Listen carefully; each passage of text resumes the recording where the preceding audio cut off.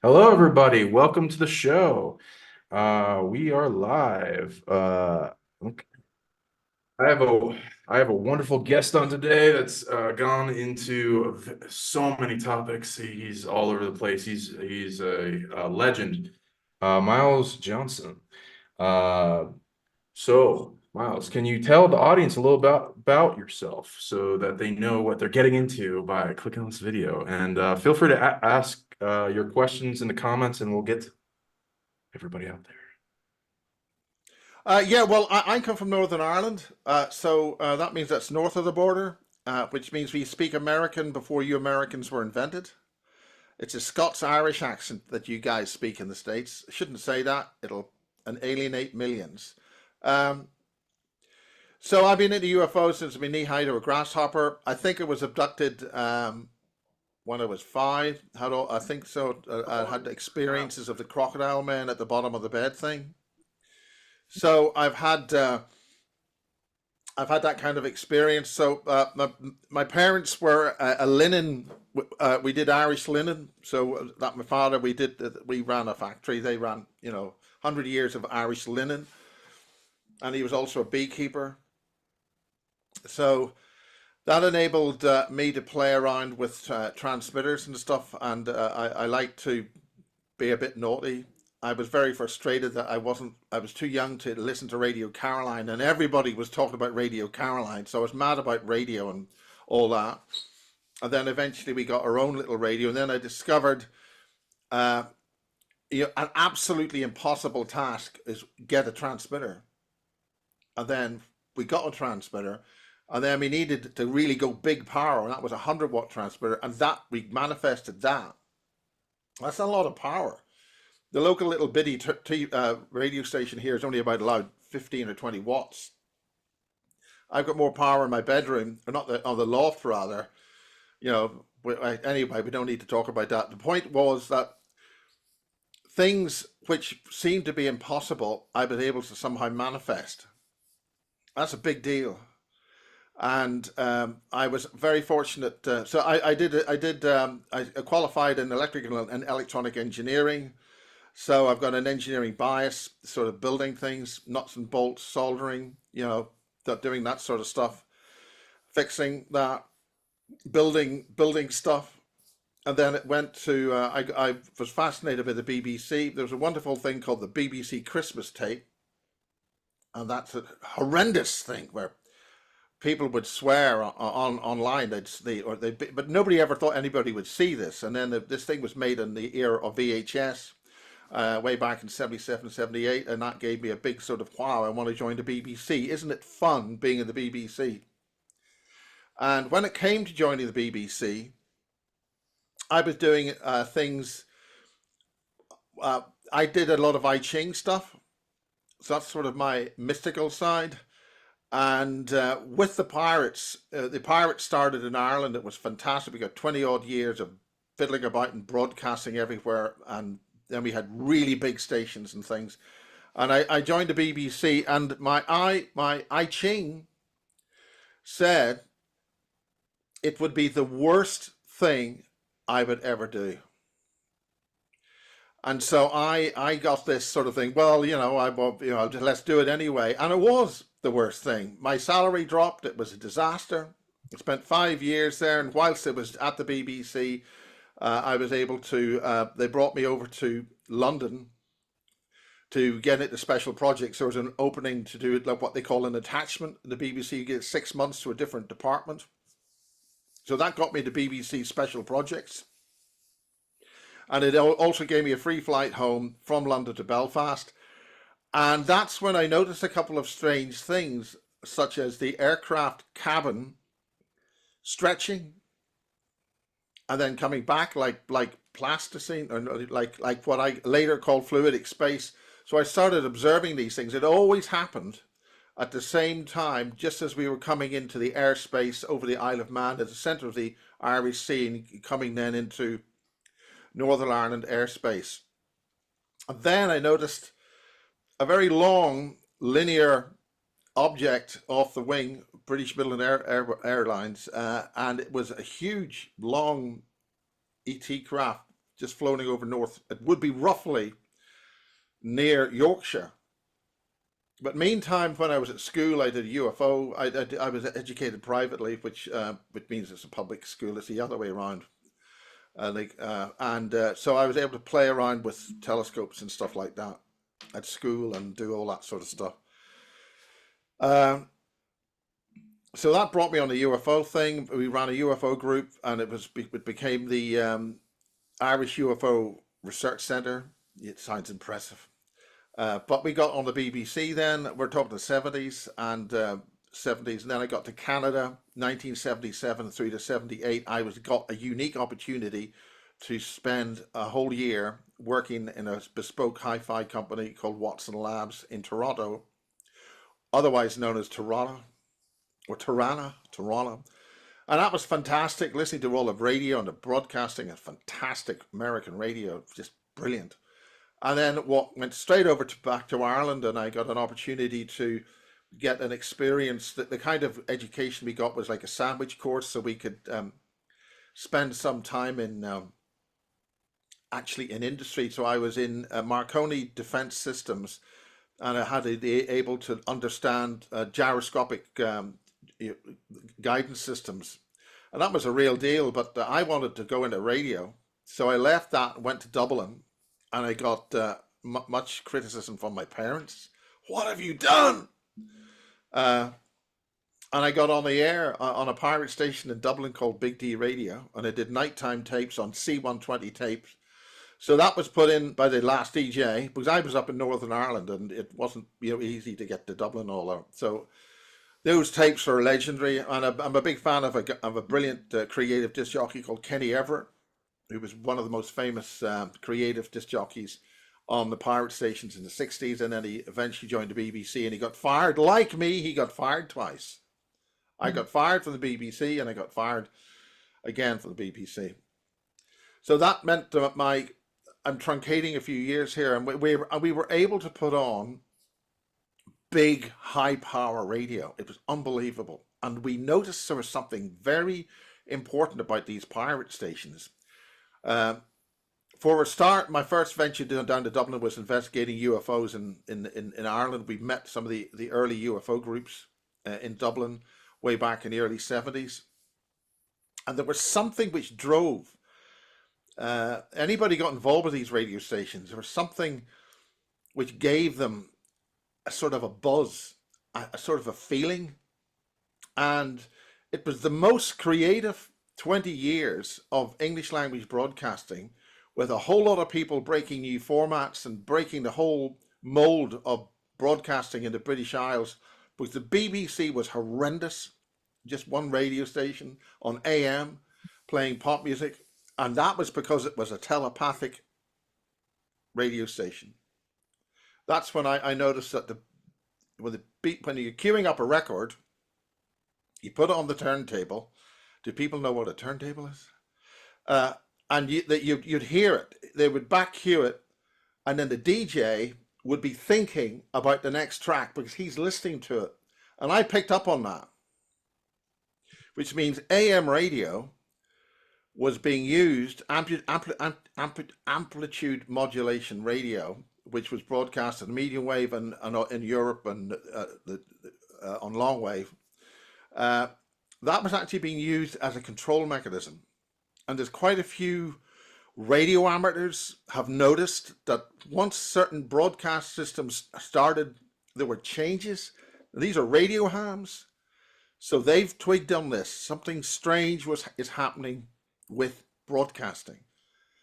So cutting to the chase,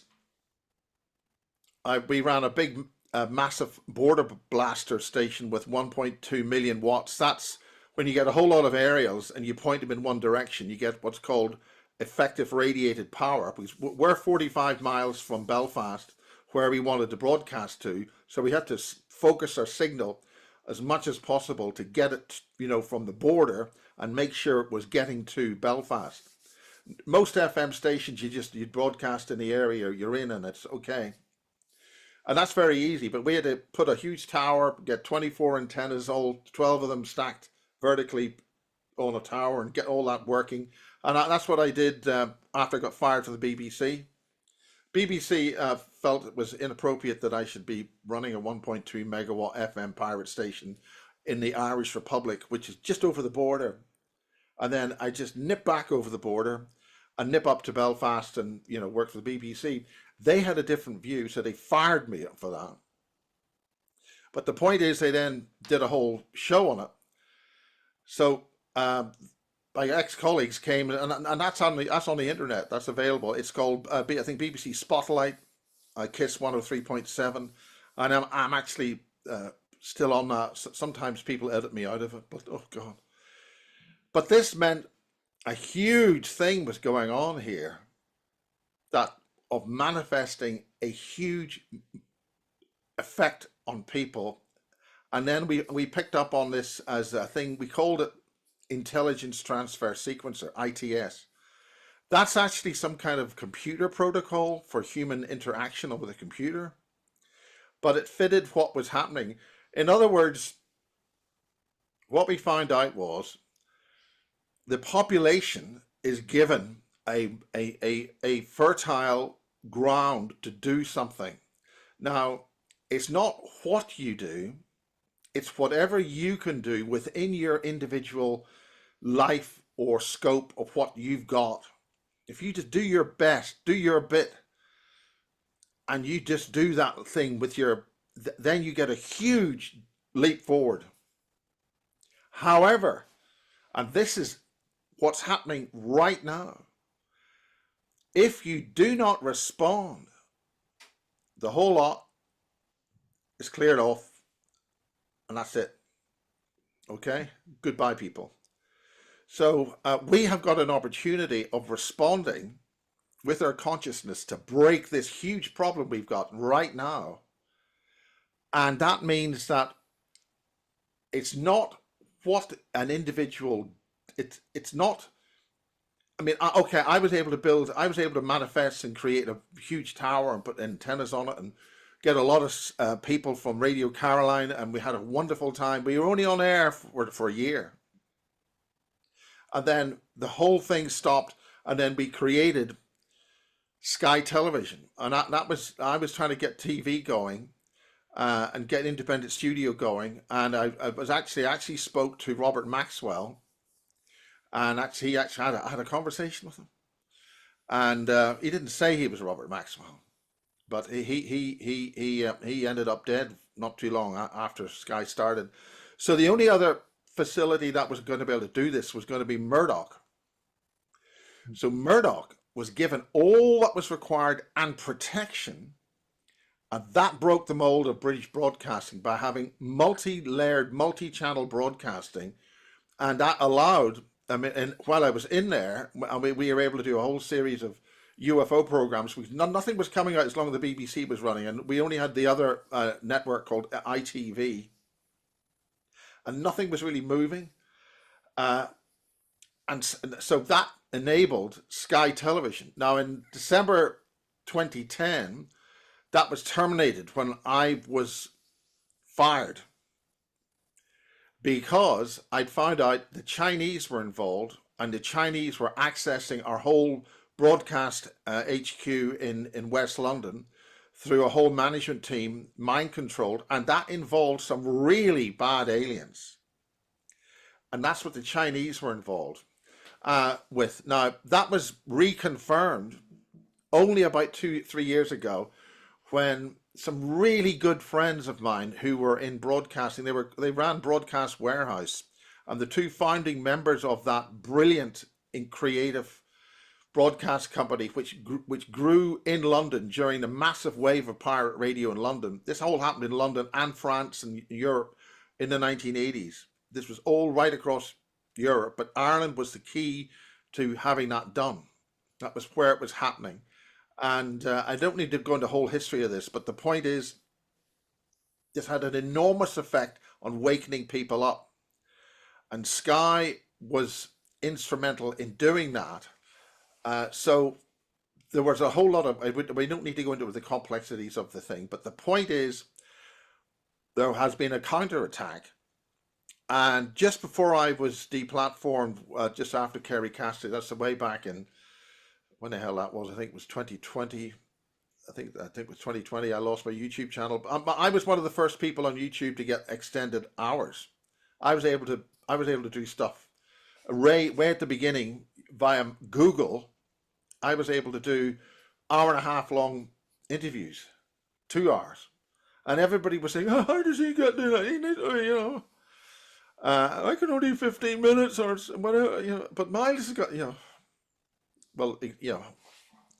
So I was able to do all that, and that was all taken down in a major target. See, one of the things about this is that when the governments attacked the pirate stations, the government of the day would fall, or the key ministers involved would fall very soon afterwards. And there were no exceptions on this. You attack those things, you're toast.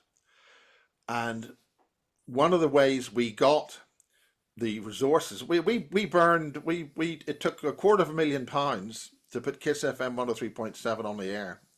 You're talking 50, 60,000 to put the transmitters on, pay a whole lot of staff, do the marketing. And just as we were taken off the air at the end of that, in 1988, we were pulling in like I think 30 grand a month. So the people who put that together put a lot of their hands into deep pockets. And the hope was they would then get a license. That didn't happen. But the point is, it all materials required happened. And that was because when we were attacked, there was a multiplication factor of, because we were attacked, we got the resources to do it better. All right? And that's happened time and time again. So that got us on the air, that got Sky TV going, and a whole lot of things. And as I say, in December 2010, because I'd found out that the Chinese were accessing Sky, there was a whole lot of things going on. I was being bugged to hell.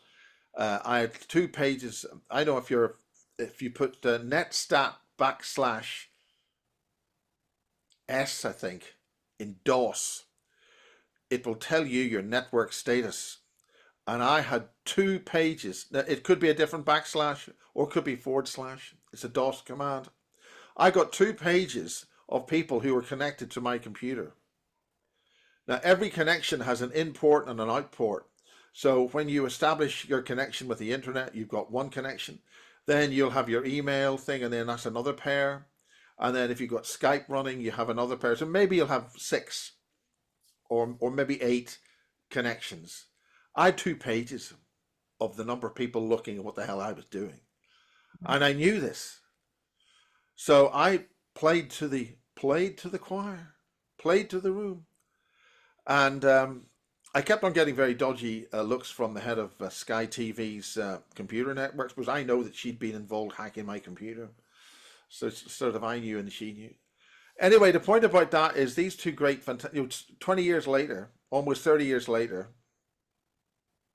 we're talking 2020-ish, 2020, one of the key members of this brilliant broadcast company, a guy called Scott Ince, he made contact with me because his co-founder had his head smashed in and thrown out of his Croydon apartment in southeast London, Croydon area. And then there were questions about did he die or did he survive and all that. And there was a whole lot of jiggery pokery involved, and that involved extremely dark forces involved with the broadcasting industry, and that is dark, black, dark stuff.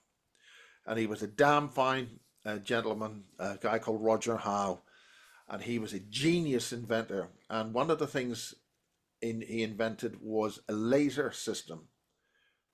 He'd be able to, in the broadcast days, a 1 kilowatt transmitter would be a big steel cabinet, about 6.5 feet, maybe 7 feet tall, heavy as hell. You need a, really heavy duty, but it's a big deal having a kilowatt. He was able to make and design a 1 kilowatt transmitter in a 1U box. That's a one. If you're familiar with any kind of equipment, the smallest you can get is 1U. It's 3 holes on a rack. It's only about. It's only. It's about that width. This is a remote control. It's about that size and about that wide. So he got a 1 kilowatt transmitter in one of these things because he's a genius. He almost got his designs from a higher source. He was plugged into source to do that. And he did not want the Chinese to get access to his laser projection system. Now we're talking Project Bluebeam here now. So I'm bringing this up to date with what's going on now. So he had a system which he brought the power of a laser to this ability to project pictures and whatever it is over several miles. So he did not want that to get into the hands of the Chinese, and his business partner, these are good people, been mates, they founded this company, and Scott was over in China, and he was talking to the Chinese, and there was a war between the two, and he says, right, you come back here, I want you to resign from the company. And of course, what happens is when you're in China, you get a girlfriend, and then they fall in love with you, and then that's the CCP, they get in there, right? Bearing in mind that the Chinese had completely mind controlled an entire level of Murdoch's staff at Star TV in Hong Kong in the 2008, 9s and 10s, and that entire level of staff was then brought over to London and sandwiched into Murdoch's operation in London. And that was going to go straight in to Fox Broadcasting in the States. And I buggered the whole thing up on them. They didn't like it because I was blowing whistles. I likened myself to be a B-52 with an empty bomb load taking fire with flak over the target. You don't get hit if you're not over the target.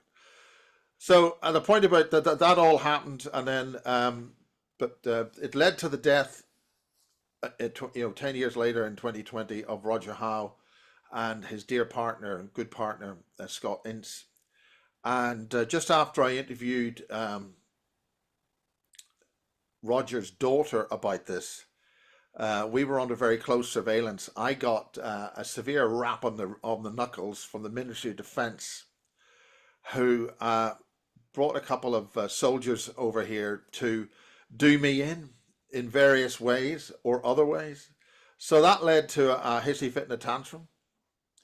And we're still alive, we're still running. And then that was when Kerry lost her YouTube and I lost my YouTube, and we were both, so we've been building that back up. And we are where we are right now. Who do you does that work out? By the way, the Basis Project mugs are the best in the world. Yeah, get yours today. We can talk about the Basis Project. Yeah. So who do you think might be any of the factions behind wanting to shut you up, by the way? The other thing is that 30 fucking years ago, before you were born, Sean, 30 years ago, I'm fishing here. I interviewed, one of the things I did was I was running around with a video camera and I shot a thing called the Irish Era of Pirate Radio. I went and got these VHS cameras which were blind as a bat and couldn't see anything, but cost a fortune, way back in '79, and I started recording the whole history of Irish pirate radio, interviewing the DJs and getting the stations on air while they were, and like a fly on the wall. And I made that thing into the Irish Era of Pirate Radio. And then ultimately, when I did my own big station, thanks to some really good people who put a lot of money and a lot of effort, dear late colleague of mine called Jeff Campbell was instrumental in putting that together.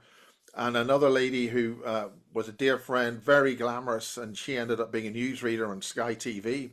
So you have a situation where my mates are key people who created Sky Television.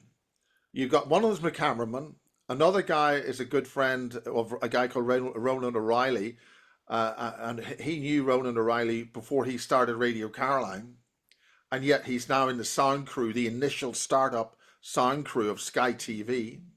There's no coincidences here. The head of scenery was the cousin of my mate from Portadown in Northern Ireland, and he was in the scenery department. And then there's me walking about the place, and so we're all a key mix. And one of the producers for Sky News, one of the editors or producers, he's been on Radio Caroline as well. You know, this goes back to the whole thing of changing the whole consciousness of the whole spirit of, you know, loving awareness. Okay, as this is, but in other words, we got backing here from somewhere.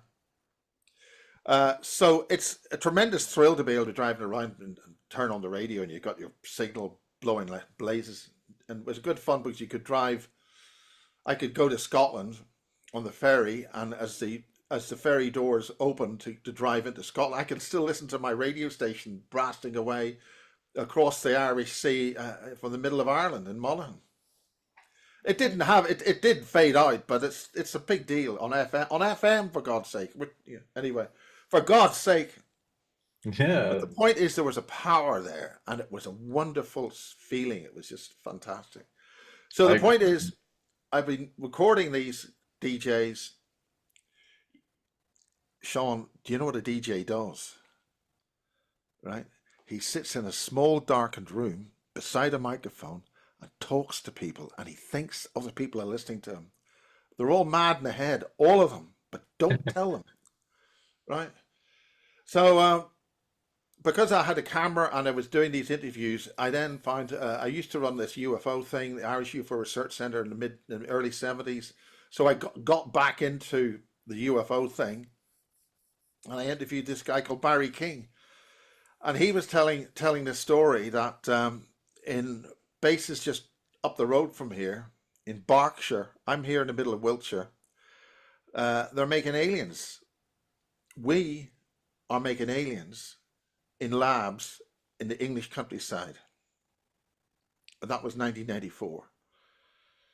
And then it turns out, when I talked to the key, and there's another lady there, a brilliant woman called Lisa McKenna Williams, and she was very English, but she was from the East London, and she worked for, she was working in East London. The Greys would turn up, you know, in the lunch break and say hello. We're walking about London, you know, this is in, you know, this is in your face, just walking about, you know, hello Lisa, how you doing? And she had a couple of children, and they were fathered by the United States Air Force. So wherever you got any of this thing, you got the U.S. Air Force somewhere involved. Yeah. Is there something going on here? So that means that the British Armed Forces, Ministry of Defence, Department of Trade and Industry, they deal with the contracts. If you want to find out what's really going on, investigate contracts with the Department of Trade and Industry, because they're trading with them. They're doing contract with them. When I was talking copyright with somebody over a book that they were going to print in the States, I needed to have a chat. So I just got the ability to have a conversation with a major contract lawyer, a copyright lawyer in London. And she had a quick chat. One of my talents is that I seem to be able to get people to say things that they otherwise wouldn't say. And she says, well, not all the people we do contracts with are human. So, you know, contract lawyers, London, fancy place, you walk in, you're doing a deal with somebody, the other guy isn't one of us, but a deal is a deal and a contract is a contract. And you have lawyers and people dealing with that. So this is embedded with the whole infrastructure of society. Another friend of mine called Winston Keach, brilliant man, he got a lot of nighttime footage with a lot of things flying about and coming out of the ground and flying about the place over crop circles. So for instance, the crop circle would be being made by people, but meanwhile, there's a few other people watching who they are, what they're doing, and they're not from around here. So There's no definites one way or the other. There's always a bit of something involved. So that's so Wynne had designed something. He's a genius. He actually invented the chip, the codes that go into a chip and pin system, for the cash machines, and for the cash machines. And the NSA said, Wynne, we think you're a very decent person. How the hell are you doing that with only 4 digits and making it secure so people can take their money out of a bank anywhere in the world, right? So he was invited by those nice people in the NSA, and he was in the NSA building, and he even knows what the middle bit does and the top bit, whatever. So he demonstrated that. But Wynne also invented a system where there's a lot of, this is when analog was going digital, and there's a big worry in the, with pirating, that if you recorded an analog, if you recorded something, put it on digital, it would be, they wouldn't be able to stop the copyright, going. That was a big issue because with digital, and that affected DAT, digital audio tape, and CDs. So what Wynne worked out, he worked out if you put certain frequencies encoded in the audio, and you then use the digital process to copy that, it would only work successfully once. But if you made a second copy, there would be artifacts introduced into the audio which would make it useless. Okay? So he was in the boardroom, and he was demonstrating this thing. This is the point about ETs and business. Right? Business is business. Okay? Business is business. You got to get these things, So he's demonstrating this technology, and then he realized there were about 3 board members going ape shit, absolutely out of their fucking heads, and he realized that, maybe this particular demonstration isn't going down well with the board of directors of this major international record company, because they were ETs and they could hear the artifacts in the first playing of this stuff in the digits. So they could hear these things. And at that point, he thinks, I think it's probably better I just leave. But he and that's interesting, because that was parodied in the movie Mars Attacks. Mm. And it's interesting that the insanely terrible song of a warbling country and western music was enough to kill the aliens. But that's basically a bit of a piss take on that sub codes of tones which go into pop music. And of course nowadays, a long time ago, you cannot get a hit record unless your record is processed through, I think, 2 production houses in London, where they introduce other particular signals before it is allowed to be played on national radio and set for release. You can have all the music you want. It might be very, very good, probably the best stuff you've ever heard, but you're not going to get it played on national radio, and you're not going to get it played internationally unless you've got those extra processes embedded into the music. So that explains that the Germans were making aliens, and of course, yes, this is 1994 we're talking about. So the Germans were making aliens, and that goes back to World War II, because the British knew that they had labs doing dodgy stuff. As the war finished and the Brits went in to see what was going on in those labs, he found them, and he got sick, and they had to bring the Americans in because the British guy, i.e. Barry King's father, probably grandfather actually, he was part of that team to figure out what was really going on, which means we all know the Germans were involved with all this stuff. And then basically America got the the Werner von Braun law, and of course Werner von Braun has warned us about this impending thing which is potentially happening right now, about this psyop about a fake alien invasion. That would be the last card they play. So this is all in the climate of the Brits, little old Blighty, who lost the war and became bankrupt and and that's the special relationship between Britain and the United States. And of course, that's all secretly run in the background by secret German intelligence, otherwise, as Michael Strimton would call it. And Vanessa, what's her name? Lisa Williams, she also investigated this ultra secret German intelligence group called the DVD. And that's in German, and it's got an impossibly long name. And that's embedded in the infrastructure of Europe and the United States. George Bush, a very good friend of mine called Bob Osborne, who's written a very important series of books. I've done a lot of interviews with him about Zenner in southwest Cornwall. He's found a very good photograph where Bush Sr.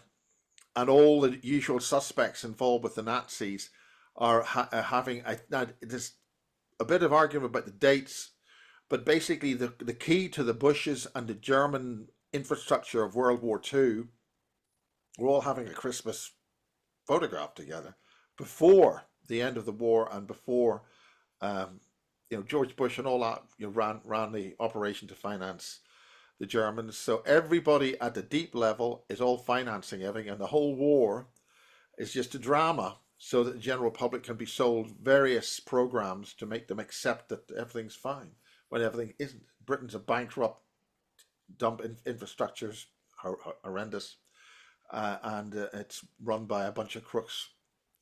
Well, we all know all that now. Right. So does that bring us to the present day? Yeah. And that's just me trying to tell you that, and I've spoken for 45 minutes. God help you. Oh, that was nice. And thank you for being part of the Irish era of pirate radio.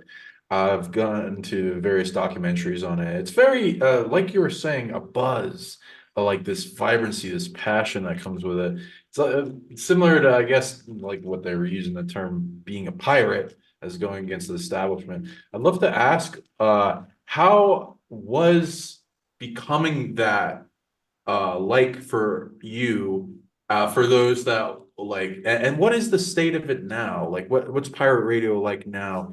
Is it Well, one of the last things Mrs. Thatcher did, and this is where British Telecom comes in, and the late Dr. Robert Duncan called his book Soul Catcher 2, because British Telecom were talking about Soul Catcher 1 in the late 90s. They were talking about putting nanobots into your brain. I don't see anybody maybe would be talking about that sort of thing now. Nanobots injected into you. And they would record everything, all your impulses, and you would be able to then, your children would be able to see what you saw and relive your life. That's what BT were talking about in the 90s. That's people with leather elbow things and tweed jackets and woolly beards on a pipe, pipes, smoking pipe, all that kind of stuff. And that was on British TV as a thing called the Open University. So Dr. Robert Duncan wrote all about that, mind hacking and all that sort of stuff. And it was great to have him here in 2015 doing the basis conference things there. That we've been doing that for 10 years now as well. So the point about that is that's transferring human consciousness. See, they haven't got the consciousness bit right. They can get the electrical impulses right, and that's what these mobile phones are about. These mobile phones are about collapsing the quantum wave function into 2D using the phone as a transducer. So then we collapse our reality abilities into 2D, and that's the Agenda 2045. 2045.com, 2045.com is about taking all humanity, all things, and putting it into a computer reality. Now, this is very bad, not good. But that's what they're doing. That's what, or what they've been trying to do. And of course, you know, Elon Musk's, he's plugged into the German side via Africa. And I would also suggest there may be connections there with the human baby farms in southern Africa. Southern Africa, not necessarily South Africa. Was another witness of that program. She came and started blowing whistles at the same time I was just deplatformed. And she had been involved with the horrendous things that James Casbolt was involved with. And she tried blowing the whistle a way back, long time ago. And she basically had to go on the run. But she's been in the hypertunnel networks under, you know, the main bases here. I've just come back from a place called Warminster in Longleat. And in the 1960s, Warminster was a hotbed of UFO activity. And that's another big military British base involving that. And of course, you've got Longleat, which is the huge facility. And all these things are all connected underground. So, and she's a very good looking girl.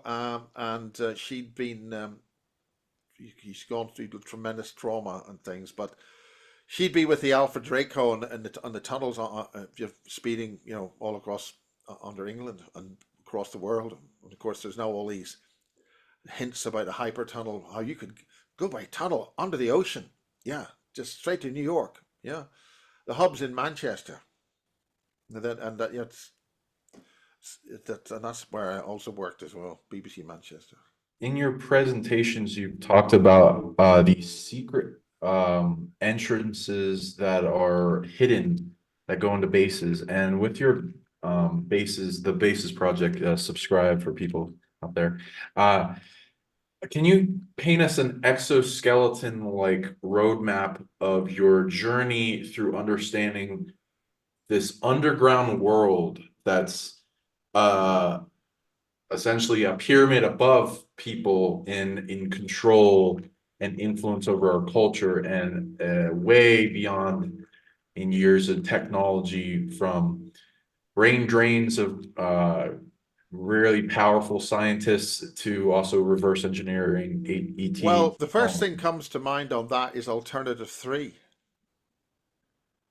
Do you hear? There was a TV program, and it aired at a very important time when the face on Mars was first found. There's no coincidences here. Anglia Television decided to shoot, and you've got to study when they shoot this stuff. A lot of it was shot while they made the normal TV series, but it was shot over a year because of the differences in when they're doing the shoots.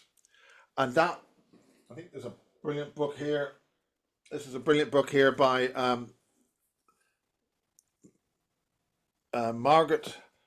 Mary Bennett and David Percy. Now that's only been published. It's 2020. It's 2020. This was published. This is a detail about the whole mix on the pyramids and Avebury and Face on Mars, all that sort of stuff. They keep changing the narrative. They keep emphasizing one thing and de-emphasizing another, and the whole NASA speak and how that was involved, and the hidden connections between the red planet and the Earth. And that brings in Avebury, which is just round the corner here, and that's hitting a number of big alarm bells, because they keep telling you these things. So 1977, I got, strangely, by divine, the opportunity to spend a whole year in Canada, and then the pirate radio thing was going on, and then the Face on Mars thing was happening, and that is when NASA went round and switched off the blue gun on all the press monitors in the press gallery because there was a blue sky on Mars. And the first picture that was published by New Scientist magazine, on the cover, they had the cover of the first photograph taken by the Viking lander on Mars, and New Scientist is published every week, and they had a blue sky on that. And ever since then, the sky has been red because they just switched the blue gun off. If you've got a blue sky, you've got nitrogen, you've got living things there, you've got life on Mars, right? So the point about that was during that year, somebody's blowing whistles, somebody in the background getting things done, and they're doing it under extremely dangerous conditions, where they're managing to get things done in the broadcasting world and getting that still published. We are in an invaded situation, and there are very courageous people working in the background to get things done, right? So alternative 3 was talking about a brain drain, people just leaving cars. And at Sky Television, I kept seeing an awful lot of cars just being left. There's some guy in a van, he's been living in it, and the car's just abandoned, and they jump into the tube station, go to Heathrow, and away they go. Oh. So that's the point about alternative 3. The point about alternative 3 is that they're saying that they had landed on Mars in the early 60s, and they talked about they used for props, big clunky broadcast equipment to show that this is an encoder, and this encoded the pictures, and then when they de-encoded the pictures, they could see they'd landed on Mars. And that was a big deal. That program was so close to the truth. The people who made it, then it's well worth getting the DVD version of that. This should tell you an awful lot to learn from as to what's happening right now. You've got to see how they're telling you things, but they can't tell you because they've got a gun to their head, right? How do you tell somebody a message which is going to save your life, but if they get the message wrong, bang, they're gone. Okay? So it's very important, and this is where we have a manipulation of consciousness things. A lot of things happen at the subspace level. So if you want to get on with things, you got to go to, I call it subspace. And that's when I found out that what was going on with the pirate stations was a consciousness thing. We were waging a consciousness war. Because if we are number crunchers and we are making reality happen, which is fundamental to the sentient oil, this is the stuff that the Germans were mining and refining in Argentina and South America. And they brought it to a base which was doing refining, and that was on Thule Island in the South Georgia Island, a group of islands south of the Falklands. So way back in 1982 or whatever it was, there was a Falklands War, and the main prize of that was getting that oil. That's extraterrestrial oil, potentially from Marduk, I don't know, that big planet that blew up, and that therefore it's a lot of that stuff's on the asteroids and the debris from that. That's fundamental to how planets work and how the wavefront coincidences produce these materials in because matter is a dynamic state of wavefronts, right? So if you change the harmonics of that matter, it'll disappear and go out of your sphere of consciousness. So we're doing the number crunching here. We are the Mandela effect. We are changing realities. Therefore, if you want to change things, you've got to get us to change the world for whoever wants to change the world, literally get us to dig our own graves. So we number crunch a reality for this predator that's clearly taken hold and arrived here, and they want rid of all organic life. That's the carbon zero agenda. That will destroy all organic life here, which is exactly the 2045 agenda.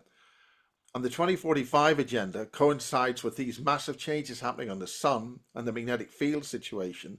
And that's the third decade of the Maunder minimum we're in. And the Maunder minimum we're in, according to the Zarkova Maunder minimum, that is because there are two, or it's indicated by, that the two magnetic waves which come from the sun are going completely anti-phase. So you get one wave positive and one wave negative, right?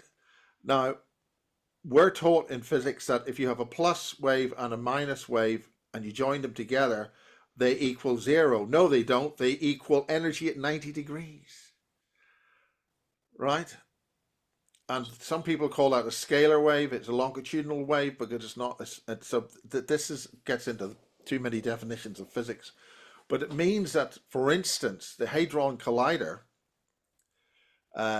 When I heard that what the Hadron Collider was actually doing, it's doing two energy waves in the plasma the plasma that's in that rotating plasma. One is you got two waves which are opposite in direction in the same space. Now that's putting stuff into a completely different domain, and likewise, so therefore they're dealing with a level of physics. They're not talking about the God particle. They're messing about with an interdimensional physics device, and they're gating the energy fields of the solar system to jump that into a much higher, more powerful. They're using the whole energy field of the solar system to make things change. But it's like a musical instrument. You've got stable nodes in the solar system, and those stable nodes in sound are a node. It's not moving, but it's continually moving because it's musical, like a musical node in a church organ or how any musical instrument works. You have different nodes and different notes, and you change the resonant structure of the instrument with the things you play, and that gives you different notes and tones, right? Piano, it's the same basic principle. So what they're doing is they're basically changing the musical harmonics of the solar system with these Hadron Collider type things. And that's potentially why things are changing on Saturn, because Saturn's rings, the whole point about Saturn's rings were they created like a short circuit around the energy field of Saturn. And then you had the same with Neptune. So these rings, and we have the Earth-Moon system. We are in a system with an artificial structure on the moon, and that's changing the harmonic relationship of the whole solar system. Which is why if you brought a dinosaur back today, it would be too big, it would be too dense, and it couldn't walk, it would collapse. Because the space-time density is too dense. Now the space-time density means that it's just like a diver. You go down too deep and you have to have the bends when you come back up. So if you change the space-time density of the solar system, then the dinosaurs could come back, and they wouldn't, because they wouldn't have the same electric field density, which makes them feel heavy. The electric field force is the thing which is what we call gravity, which is not the right thing. Does that make sense? Oh yeah, yeah. So right now, I've spoken to Julie Phelps. I think she's been on. Has she been on with you guys? No. She's SSP, suffered very badly, had to get out of Canada. She's been on the RAF station on Mars, which is apparently very boring. She's dealt with the arachnids and the precogs on Mars. Big things that, eat you and do things like that. Very rude. So she's echoing an awful lot of the experiences. So she explained she's done pulsed engine stuff, which is secret space stuff. Pulse and plasma engine things, which get you go boom, boom, boom, and away you go. I think she said something. Yeah, what she's talked about is that they found huge megaliths on Mars. One of the things which covers the whole planet is megaliths. So the megaliths, the megalithic structures, whoever put them there must have had off-world perspective and knowledge. And it's that off-world perspective that John Irwin and his team got from the raid in Jarraba in 1959. What do So you that think means the megaliths do on Mars? At least with the ones I've been, when I went to like Ireland, there's so many of them. Oh my God. yeah, A lot of the stone circles are like connected portals to other realms. that's exactly what John Irwin's team found, the data banks to tune those things up and make them work. But they only got 2 data banks out of, I think, 7 or 9, and they're designed to go into other devices. But that Oh, means that the British were already involved with transdimensional physics and all that stuff way back in the early 1900s, because in order for John Irwin to be born, so he would be part of a team, so he'd go after this stuff in 1957, you're talking 75 years in the past. mhm. So which means, again, the they're involved with all this stuff. They're just not telling us, but we have to find out for ourselves, and we have to act ourselves within this community immediately, because the walls of the citadel have been breached. We have a problem. We are the Praetorian Guard. We have to act, and we have to act with no mercy upon the enemy that are within us now. Mhm. And thank you They're not for convinced. doing your part with the Pirate Radio and the Basis Project to help spur awakening when a critical time that's needed, making the timeline way better and breaking people out of matrices. That's one of the big, That's great what we works. cracked. We cracked Matrix in 1987. Nice. Yeah, that's why I was reading with you. So thank you again for doing that.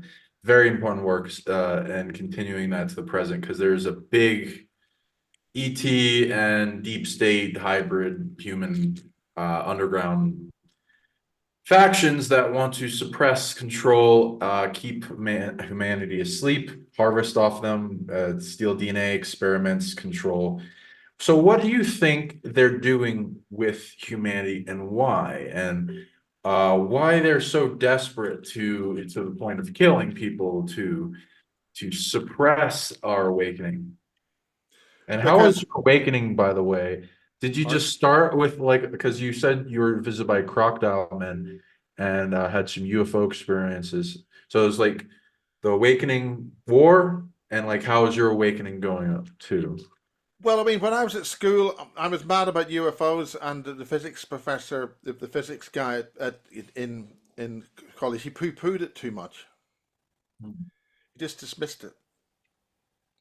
I have to say, with my little hissy fit in an argument that I'm having with the Irish Astronomical Association, who know nothing about any of this, and they refuse to look at the telescopes that you can get in this book,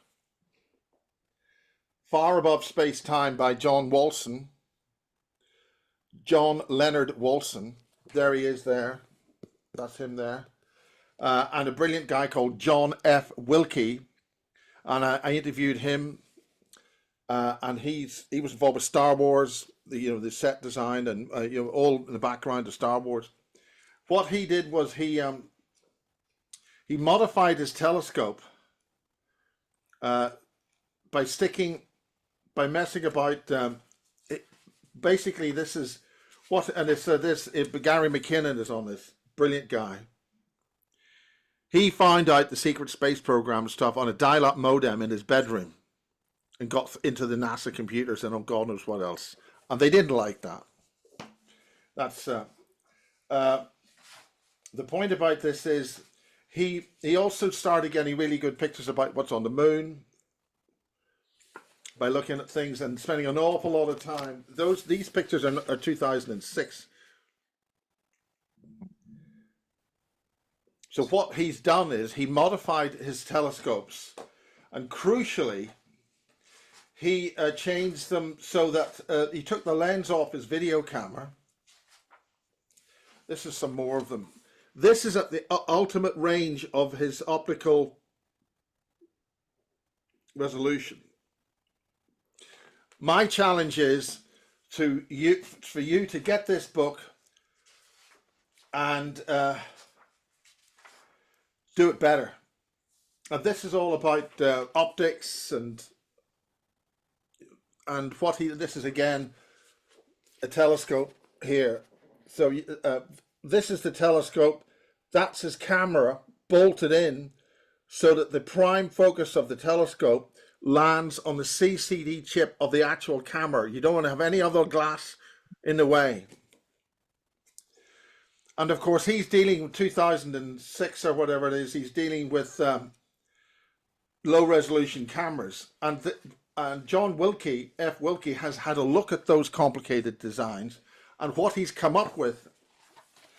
And this is sketch drawings. This is Photoshop, okay? He's come up that the ultimate design of these things are submarines. So they're flying sub-heavy steel, heavy-duty submarines. They're getting them up into space. They're sticking some firecrackers on them, and they're going translight and God knows where. Okay? Are we making sense here? Yeah. And he's getting a little bit of attention from the authorities. Now, when did you, because I didn't get to see your pirate radio broadcast. Did you go right from the hitting the ground running with these topics on your radio? Well, I always wanted to do transmitters, and the point is I was able to manifest it. Somehow I was able to get get this stuff. And 25-watt transmitter. I think I've still got the original little box. And getting the transistors, getting the RF transistors, and soldering that together. But I didn't do any of the design. I'm not a designer, but it was real fun to get that. And running that out of, for 5 years I was in the BBC, and while I was doing that, I was broadcasting out of my bedroom window in my flat in the downtown Belfast, but doing pirate radio reggae show with a brilliant man called Terry Hooley. But you see, what you've got to understand is, because I had been to Canada, I could mimic an American accent, so nobody would know it was me on the radio when I broadcast. No. Of course, everybody knew. But the point was it was able to get this stuff and find it, and it just all happened. Everything just started being there. I would walk into the BBC before they flew me back home. So I used that as an opportunity to get components and transmitters and bring them back home, back to Northern Ireland. And then my mate, that's when we used 12-volt transistors, 13.8-volt transistors. And they were they're ceramic things with like a helicopter. They got gold connectors on them. And had to build power supplies to get like 20 amps at 13 volts to run these things. And they weren't that efficient, so they get quite hot. And we ran a whole broadcast gig from Queen's University Students' Union with Terry Hooley doing his reggae thing right from the centre in the heart of Belfast. Really great signal. And in order to keep the transmitter from overheating, because it was on its way out, and it was really getting hot. So the way to do that, when you have beer, you have a slops tray for the beer. Yeah. When you're pouring a beer to have a. So basically, we just kept filling that with water and had the transmitter upside down. And it was water cooled because we just had to pour cold, and it was getting really hot. The water would get really hot, and so we did that that was good fun. But then we built bigger things and got big valves and thousands of volts, and meshing at 7,500 volts. You don't mistake that. I'd build the rectifiers. You had to stack the rectifiers up so that, and then you have to work out a thing called peak inverse voltage. Oh, that sounds So you're fun. dealing with a rectifier, and you're dealing with an oscillating 50 cycle wave. So it goes up to it goes up to 7,000 volts, right? But the point is, it's not going up to 7,000 volts. The top of the wave, it's only the root mean square of a AC signal. When you talk 110 volts, right? it's an alt. That's the root mean square RMS of the voltage. So the peak of the at 60 cycles is going up past 110 volts, but the top of it will be about 30% higher. So in round figures, it'll be it's the peak voltage is going to be 150 volts in round figures, right? So your 110 volts is the average, right? And then it goes up to the positive wave, and then it goes down to the negative wave. So you've got 150 volts at the top, 150 volts at the bottom. So the peak inverse voltage is 300 volts, right? But the point is that we don't need to talk all this stuff. But the point is, it's I don't know where that's leading to, but that's building rectifiers. Good fun. Get it wrong and it Yeah, blows up. the thrill of like bringing up your sail and pirate radio. Oh man, yeah. So if anyone wants to know what we're talking about, go watch some documentaries on pirate radio. It's very thrilling. It's There's a beautiful. lot of them on Radio Caroline, and a lot of people think Radio Caroline finished in 1967. What happened was that the Wilson government decided to take the pirate stations off the air. The Labour government's always extremely dictatorship. I mean, we've got one now, and they're bringing in all the laws to ban you from doing everything, and even somebody put a Facebook post on all that stuff. But let's not dwell on that. But the point is, 1967, the radio ship kept going. That inspired me I want to hear this stuff, and I managed to build my own stations, and that was fantastic to be able to be Yeah, involved with breaking that. through the censorship, the matrix, the establishment, like yeah, sticking it to the Well, the man. key to it is that the AM radio, you can hear telepathically, consciously speaking, the control, the what the DJ was queuing up for the next record. Remember I said that? Yeah. So How does that work, do you think? what? How do you think that works? Because that's like a big It means concept. that the radio signal's got the capacity to communicate thought. And when you consider what the BBC had, they kept their pop music station. They kept the one thing you needed FM for. They kept it AM until 1989. And because we'd done Kiss FM into Belfast, the second transmitter for the BBC network, the first one on FM was allocated to London. And the second transmitter for Radio 1 to go FM was in Belfast because of my station, because we changed things there and they needed to fix that. Right? Do you think there's like a deep like you know how the government suppresses water, understanding water technology and fire and plasma on deeper level? There's a deeper science with radio that's being suppressed and corralled from But people. what do you have with these things? Yeah. And that was what I mean in the early days before this mobile phone things came out. They started transmitting harmonics. It's not, you see, a lot of these things don't necessarily work with the primary signal. You got one signal and you got another signal. It's the difference, it's the harmonic difference between the two signals, and that can be made so it approaches certain rhythms within the body and in the brain. So you can then change or block our consciousness by causing these signals to mix. Wow. And that will access.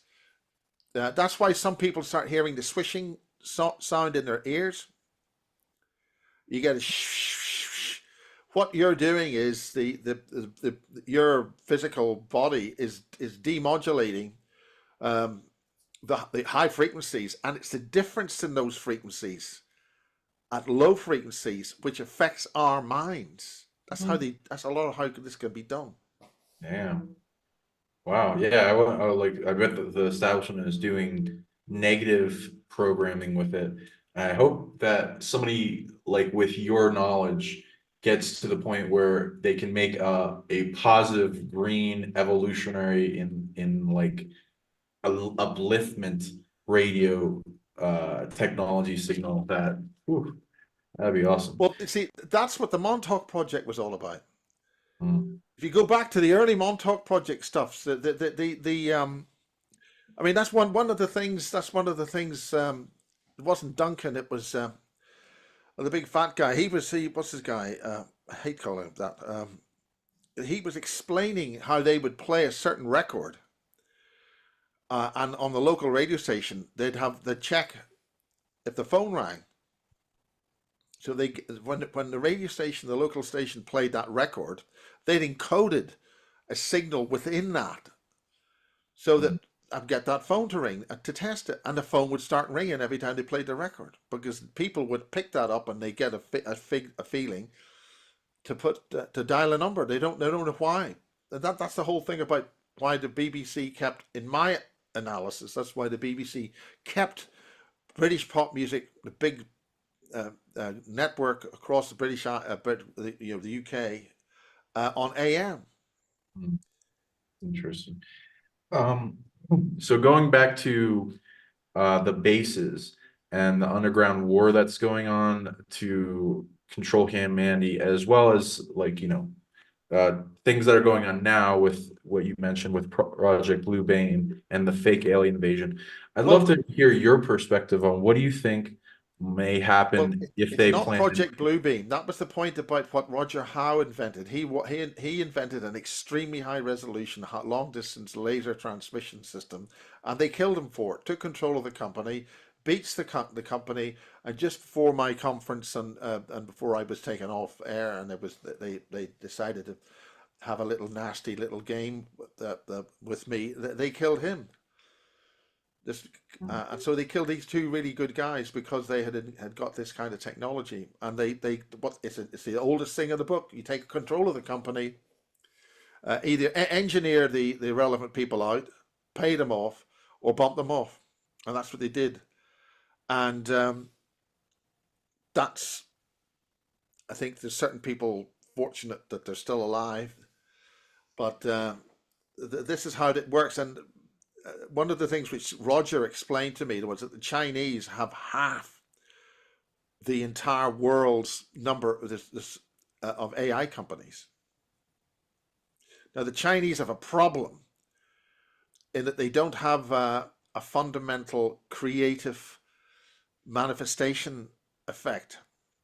And that was one of the things which Tim Rifat and MI6 were involved with, this guy called Colin Bloy. He was employed by MI6 via Mrs. Thatcher. One of the last things Mrs. Thatcher did was get Radio Caroline raided. She again proved the rule that if you raid these stations, you go. And that's happened when Radio Caroline was raided. She went within months. But are there any questions? Yeah, we got questions in the chat as well. Flicks Love goes into, do you know anything about mind wiping technology? What have you heard? Well, that's the one of the, there's another person people need to get across big time, is the late Colonel Tom Bearden. Now, he has published a number of books on Chinery.org, I think it is. One of the key books, several of his books, is Energy from the Vacuum. It's a big, thick book in paperback. And the key to the origins of electrical science is that they frigged that in the late 1800s. The key mathematics of electrical science were messed with so that we don't ever get away out of getting past speed of light and the fundamental equations of Maxwell's equations, which is why we generate electricity completely wrong. Now, one of the things that he was able to talk about is that you can download the consciousness, the mind, into a stone or rock or almost anything, technically speaking. So that's one of the problems about having a Maunder minimum and these solar flares. With the collapse of the Earth's magnetic field, we could lose our memories. So we could be sitting there with our DVD player or well, I've had 3 SSD drives die here with the solar flare stuff. They just get wiped. So likewise, see, we don't store our memory in the brain. We store it somewhere else, which is why, if our ability to receive, I'm just working this out as I speak, we don't actually store it in our mind brain. We access it in a different domain, and some people have called that the noosphere, the knowledge sphere, right?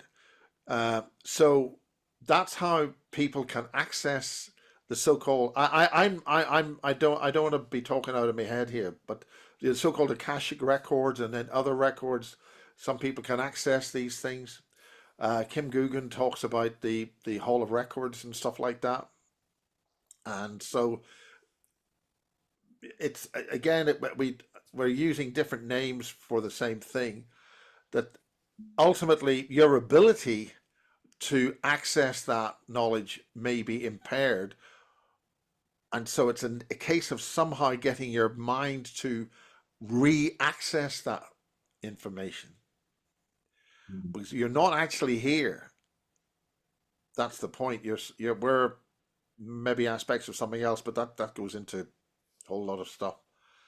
But we are here in terms of a matrix, or whatever you want to call it. We are here. We're operating within this. And I mean, somebody's gone to a hell of a lot of effort to create us as individuals and being in this domain, doing what we're doing, because where they are, they can't do, but we can do. And that's a big deal. And that goes down to the Young's split beam experiment, where the observer manifests the light going through the Young's split beam. Have you heard of that physics experiment? So that's very important, and that's where cognition is so important in terms of how we cognitize and number crunch stuff. And that's one of the key things in Colonel Tom Bearden's work about scalar physics. You can unhappen things. He would use that term, unhappen. And that's using the time reversed wave of the phase conjugate of the time reversed wave. I might have the words in the wrong order there, but it means that when something happens, that event is going forward, right? So, for instance, it's a way that's how they blew up the Chernobyl power station. Mike Embry and one of the key guys involved with the I just can't recall his name, but Mike Embry and a guy who developed a pulsed motor. It was called a schoolgirl motor, a bicycle wheel, and you put magnets on it, and it will basically rotate round to produce pulses. And the pulses are then stored in a capacitor, and you can then make electricity. And once that keeps going, it takes a very, very small battery just to keep the magnets rotating. Anyway, that's too much detail. The point about it is it's the time reversed wave, and that means that, for instance, you don't know where your enemy is, but it has attacked, right? You can send a pulse back through the path that energy wave came, whatever they're using to shoot you down or blow you up or whatever it is. You don't have to know where they are. So that's why it's almost better for you not knowing where your enemy is, because that will diverge the signal. They can attack you. You then send a weaponized energy pulse back through the path where that came from. Therefore, it's the time reversed wave, the phase conjugate of the time reversed wave, which means you are conjugate in the exact wave, energy wave, as it came. You're following the actual pathway and oscillating frequency of what was sent to you to shoot you down or cause you harm, right? Does that make sense? So you follow its path. It's made a Yeah. pathway to you. Does that make sense? Retrocausal, psychokinesis, reverse time. Yeah, I'm tuned into that. So you That's follow the path backwards, negative time. Remember, times, and that will find whoever emitted that signal to cause you harm, and you blow that up. Okay? Oh, It could be, this is fundamental to magic. Somebody sends bad things to you. So what happens is you get somebody who is aware of that and can deal with the effects of somebody sending it back to them. So they end up as a block node in the pathway. Now, a clever person will be able to go through that block node and still find whoever initiated the attack. Right? So that's what they did with Chernobyl. What was happening was that the Russians were doing over the horizon radar. It was called the woodpecker signal, and it was a click, click, click, click, click across the shortwave. The shortwave band goes over the horizon, right? So they were sending multi-frequency waves from one set of transmitters and multi-frequency waves from another set of transmitters. So when the two waves are convergent, that's a matrix. Did you see that? That's your matrix.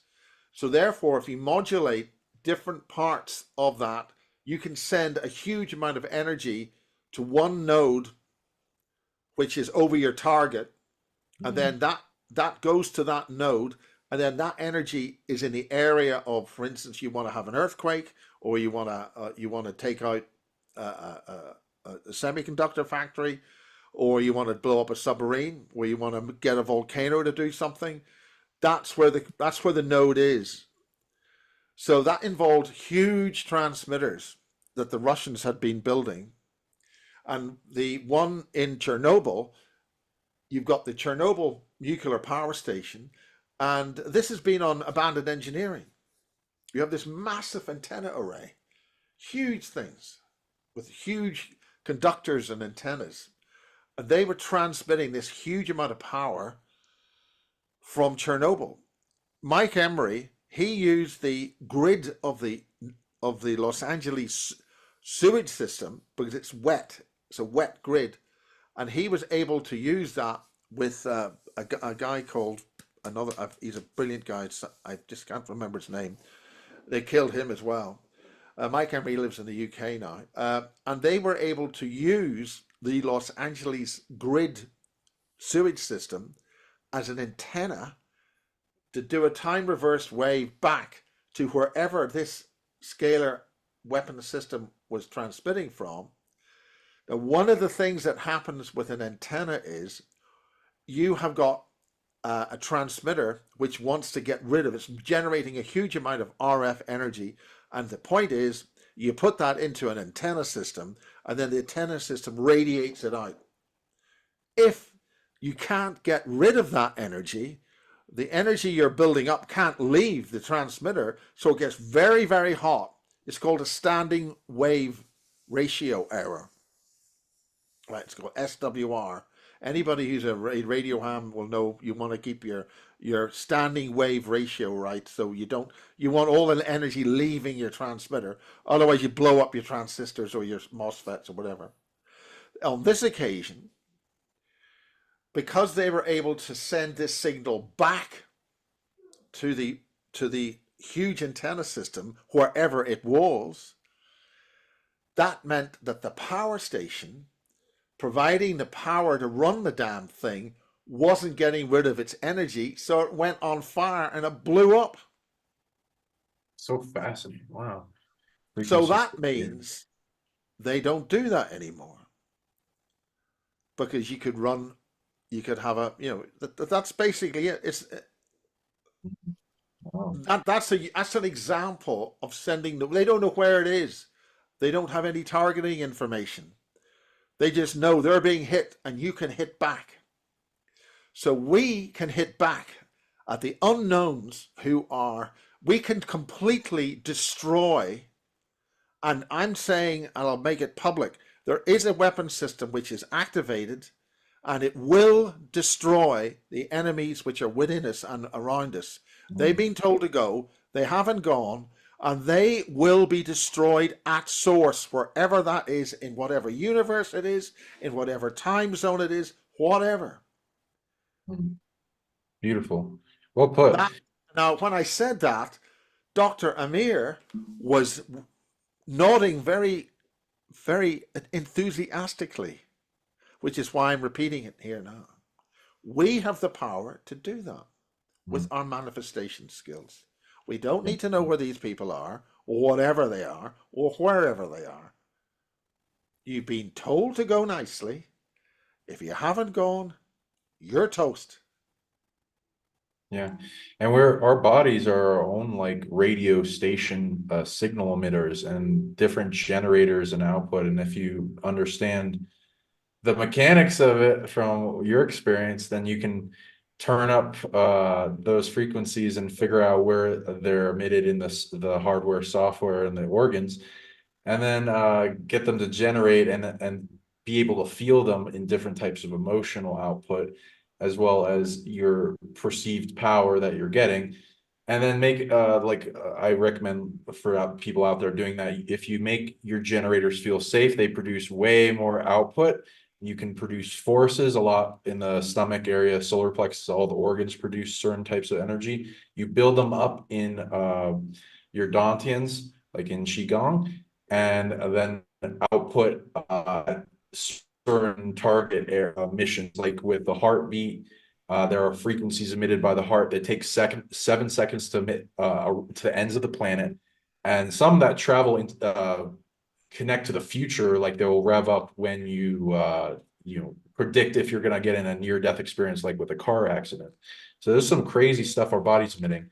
So if any frequencies hitting you in your body, that is like a evolutionary unlocking for you to then master that frequency in your own body and then make a counter frequency. Reversal is in magic or countering or redirecting, and mirror shields, etc. in programming, traveling back through the frequency. Some people will hear it as tinnitus if their body is receiving a frequency, either external or the body's giving them a message of pay attention to something, or telepathy or some, and then you can track back that frequency back to its sender, whether it be a machine, an AI, a psionic user, an ET, or some frequency device doing something to you, which I've experienced many types, from pain to negative emotions to delta waves to making me fall asleep and all this other stuff. You can produce a charge in your body, like electrical chi, and in yin and yang, different components of it, that blast back through that frequency, and you overload it in its circuitry and its power systems, and it will stop and the frequency will go away. Especially if it's causing you discomfort or pain, then you will be able to tell if you were successful.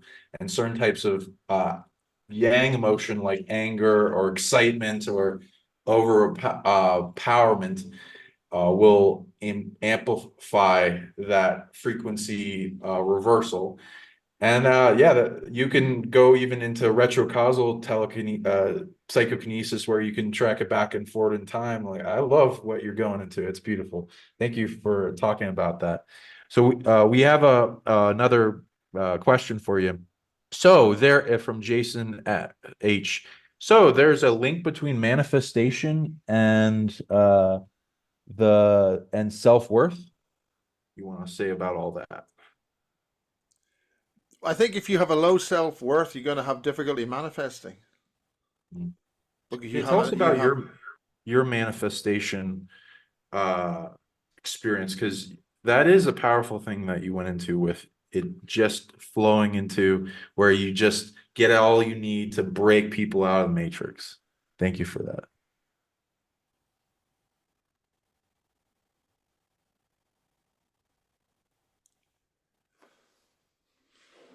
Can you hear me? Yeah. Okay. Yeah. Can you go into your manifestation? Well, the thing is that's one of the things they're using. They're using fear, and that's why I'm very conscious of the fact that basis thing is all about, God, we're all going to die and all that sort of stuff. But you need to get the data. One of the things that John Ehrman was referring to, you do not attack an enemy unless you know what you need. As they say, you keep your friends close and your enemies closer, so that you know and understand the capabilities of your enemy. If you don't know the capabilities of your enemy and you attack, they can just swat you like a fly. So you've got to understand what they're doing. And one of the ways of understanding what they're doing is not to be afraid or fearful. So, for instance,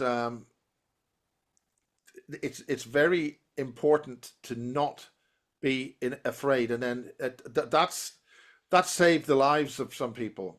I mean, I know some people who were trussed up, but not too heavily trussed up. And I probably said this story a few times, but the point is, it depended. These individuals were going to were doing a ritual, and the ritual was designed to get the person afraid. So she just said, "Well, I'm not afraid of this at all." So therefore, she had a much more analytical and understanding situation. So as soon as you get afraid, a whole lot of things don't work, and you don't know what they're going to do, and you're too afraid, oh, I can't, and then that's it, lights out. So what you do is you keep your cool, understand, do not be afraid. And that means you have control and power, and you can then manifest what's required to get yourself out of that situation. You can also do compress time or extend time, so you get more time to act. So that keep your cool, but and that takes training and it takes discipline. Yeah, well said. And for fear, it usually is perceived in the kidneys, adrenal glands. So if you clear that negative program attachment by holding it and then focusing on it, filling it with light and cultivating love for it, like you're hugging it, it clears and the fear goes away, and you can shrink down the ball of any overwhelming negative energy that's coming at you and being received by your radio tower, and then send it to where it needs to go, or turn into something that's of use. And then, yeah, fear will shut down a lot of systems. It's unfortunate, but that's one of the only things that the dark side seems to be good at. And then it like makes you less of you, think you're less of yourself when you're way more powerful. And then getting into that state of mind where you're way more powerful than or bigger than the things that are the little It's problem. just like a game of tennis. That's maybe what tennis is all about. You don't stop the force of something. You divert it. You change its direction or what's intention is.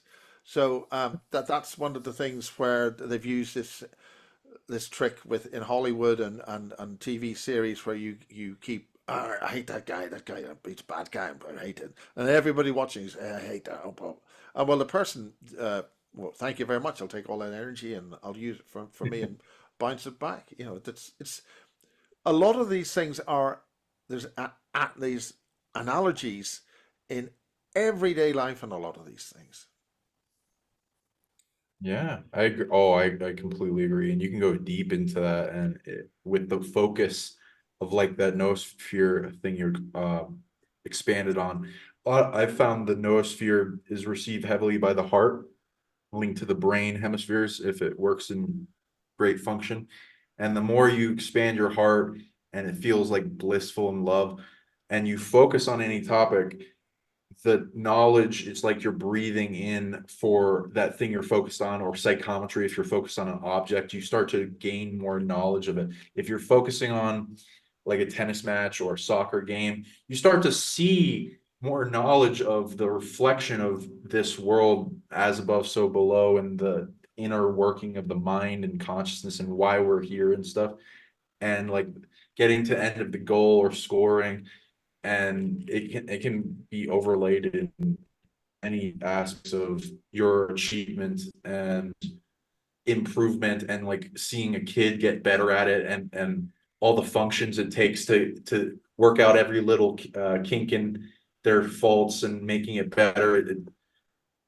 The consciousness is how it unfolds and builds upon itself in this world, and then understands every little component, and like with radio towers, and how it can unlock more and more and more. and the expansion of the communication between us and breaking through the gatekeepers that are holding this world hostage. And going back to that, thank you. What do you think of the consciousness war, and with current events going on? What's your humble opinion on what's going on, and with the Well, I think this fake is alien really invasion? enjoyable because I mean we're all smart arses. We know all about psychology and the war things. We've done Werner von Braun and all that. Is this the time and where it's all going to happen? So I think this is a big test of us all as to how we work this problem out. We're being probed and TR3Bs flying around and or Zeds. I don't know what they are up to now, but I think they are playing games with this, and we deserve to have games played with this, and we've got to work our way through this. So we have to, okay, this is a real life problem.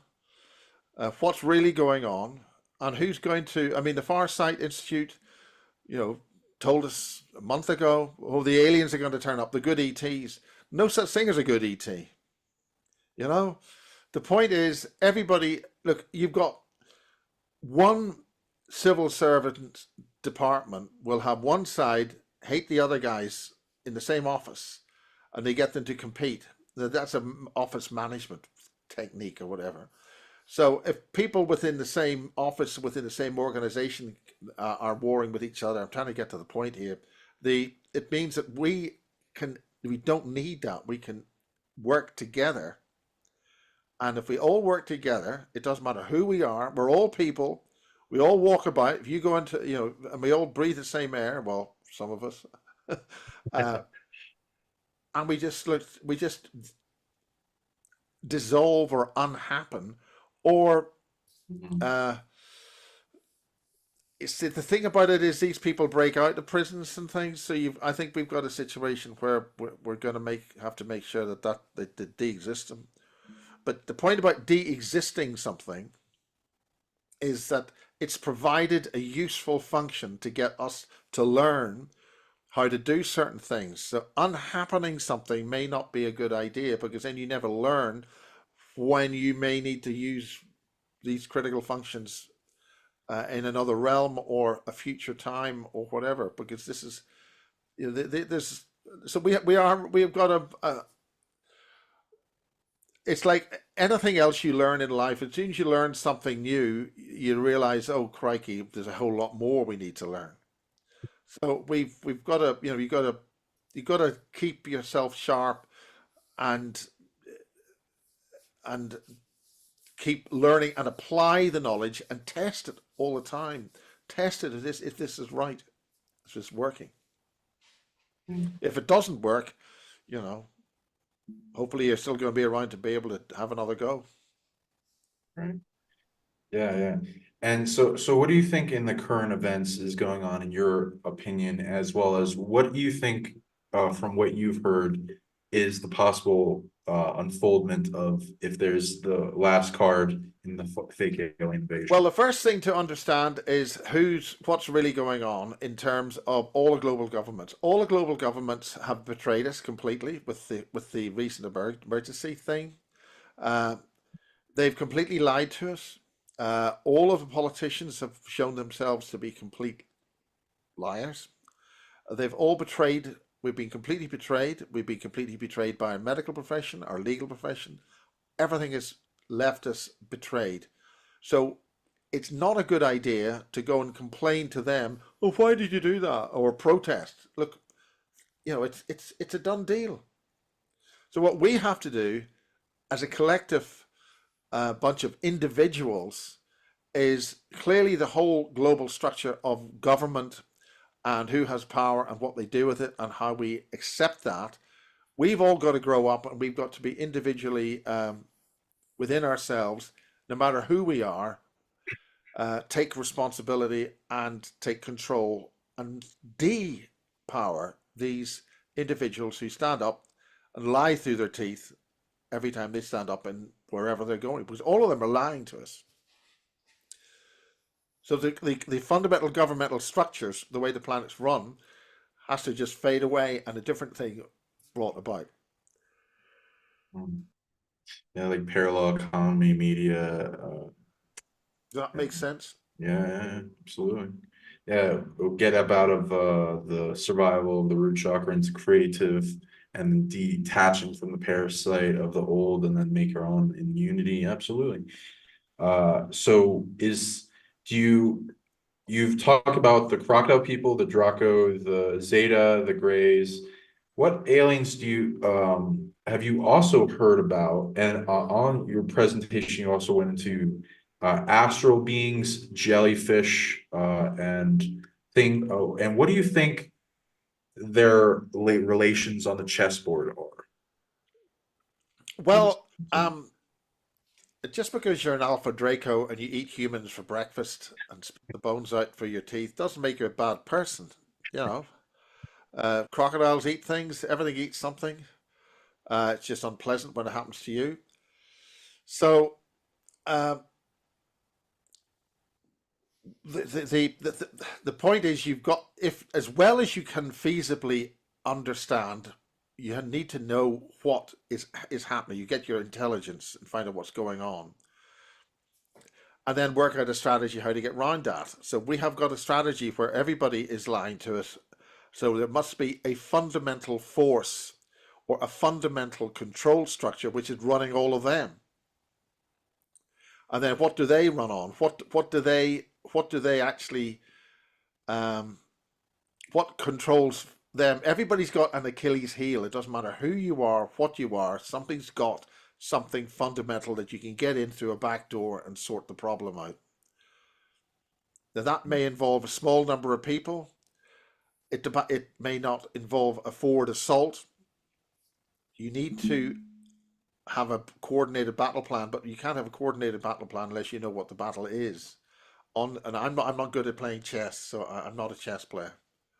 But that's the way you do it. And one of the things you don't do is tell people all about it by going online and having a conversation about it. Revolutions is something which somebody was very good at explaining. You have your individual team of people doing something.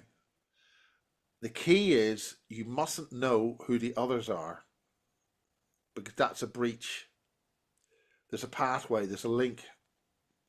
So, I mean, if you look at the Russian Revolution, you look at all these other kinds of revolutions, they didn't have the internet, they didn't have telephones, they didn't have email. We have got a system where we're using all this technology through this computer technology, and they know everything we're doing. The fundamental construction of a digital signal means that because it's a 90-degree wave, as it switches 90 degrees, that's switching dimensions. So there's information automatically by the very way that this structured technology works. We're talking to somebody somewhere else all the time, right? So somebody else is watching every move we make and every move we do. So we need to construct, well, we used to have that technology. It's called analog technology. But we need to develop a different way of communicating so that we do not tell our enemy what we're doing and what we're thinking. And right now, what we're doing right now is explaining to the enemy what we're thinking using this technology. We've got to do it another way. And then take the little matchsticks out at the bottom. And the whole thing comes down. Nice. I love that. And if we didn't talk about Basis Project, that would be a shame. So in the chess game of there's like the different chess moves and players that you've seen that are used in different projects, brain drains, engineers, super soldiers, scientists. And like with the super soldier that you helped bring to the forefront with James Cobb. Well, all I was doing was just interviewing people, and somebody was sending them to me. The idea was to try and get that done properly. I'm just going to need to get a coffee here. Sorry. Sure.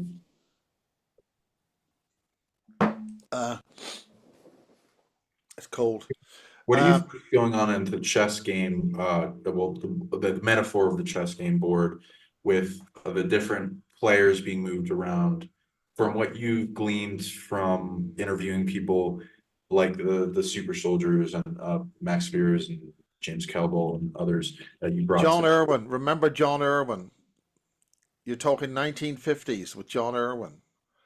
British secret team called the 16, and they were already aware of ancient databanks involving interdimensional technology. He went in the deserts of Lebanon or whatever the hell the Middle East is was then, and flying saucers took off, and they looked pretty battered. And he went in and took out a team, having been trained by a very pale officer embedded within the British Army, but not run by the British Army. And remember, these armies are not run by the name on their shoulder pad. American Army isn't run by the Americans. All these armies are not run. They get orders, but who the hell the orders come from is another thing altogether. What they're used for is to be blown up, killed, whatever, and then sold, extracted, or whatever. The Rothschilds do it on whatever your contract is, but that's a distraction. Where were we? Where were we? John Irwin and then John Irwin. It means that within the fundamentals of the British military in 1957, because he was immediately recruited into an extremely secret, tiny little group.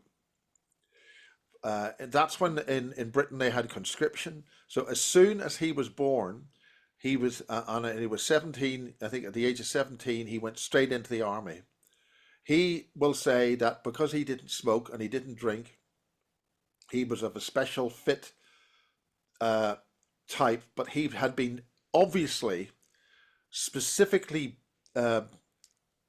born because way back in 1939, his mother left the family home in Yorkshire, disappeared for 2 months, and then came back pregnant. And then he was born in 1957, and then he went straight into the secret elite team, which then was bumping off Russians, and ultimately they successfully achieved their main mission and got these data banks, which are thousands of years old, which had data which talked about interdimensional knowledge gateways, realigning the terrestrial or 3D portal with the interdimensional portal, the bit that's actually waving around in space-time. That technology would align it so it would line. When you walked into the megaliths or the cairn or the jump room in 3D, because we're spinning around all over the place. The planet's going this way and the sun's going that way. The whole thing's flying around space. And you're going to say that portal is just for following it all or whatever. Anyway, the point is how whoever constructed those portals and put them there, that's another thing altogether. But the point is that data was able to realign the portals to make them work in 3D. So the British, the British were already involved with all that way back in the 50s. But to have him born in 1939, and I've said this several times, the knowledge for all this must go back into the 1800s for this to activate within the time frame that we're talking about. So something must have arrived or happened here in this 3D in roughly the middle of the 1850s to have the physics discovered and then rewritten.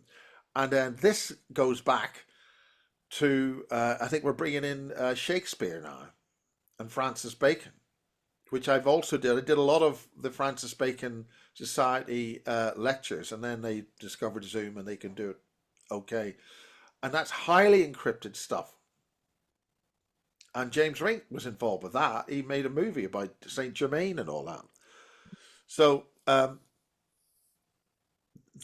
the harmonic structure of everything's, one of the things that John Ehrman explained, everything's frequencies.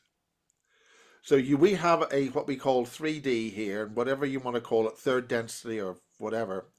We've got that. You then got all the relevant demonic realms above and below, and all these harmonics. Everything's harmonics.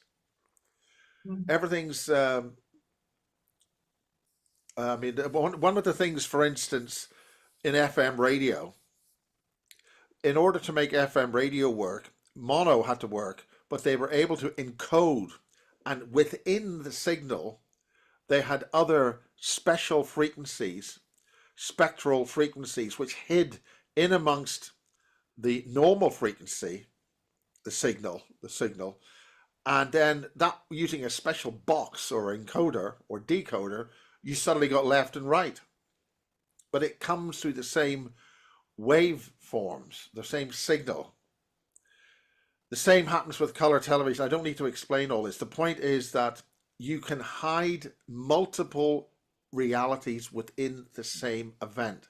So if you've got the right perception, cognition, you can see a hell of a lot more.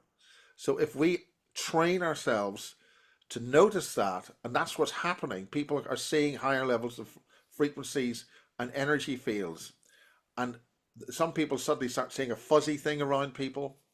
So that's those energies. So it's all there in the dynamics of space. Does that make any sense? Oh yeah, love it. I love going into portals as well. Experience. They're sitting there, lumps of rock, and don't seem to be moving. I've got a friend here from Holland who's found that a lot of the stones lying around Wiltshire could be, and I branched on this with on the chat with Dr. Amir and Ida on Tuesday, I think it was, and Brian. When things,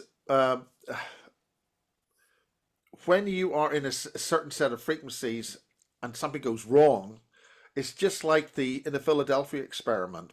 A lot of the sailors, it's claimed, ended up rematerializing with the hull. Their matter came together and it froze with them half in the ship's hull. Right? In the same way that these portals and things, and this is a very real problem, you've got to be careful where you rematerialize in. You could be materializing in a rock or a mountain. So the point is, you've got to know which side you're. I'm losing the point here. You've got to know where you're going.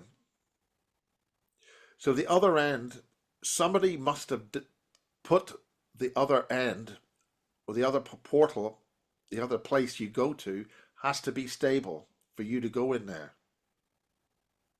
So we need to find out how that was done and make sure we can then do it ourselves.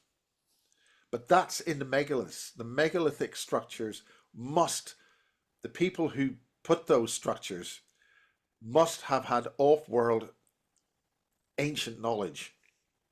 And whatever Ehrman discovered is to do with that. But that's all understood now, so we need to move. Well, that's how the jump rooms work, but the jump rooms don't work properly because we're not using them properly. And that is why when you do an awful lot of jumps, your esoteric multi-frequency other energy fields get corrupted, and then you start dying.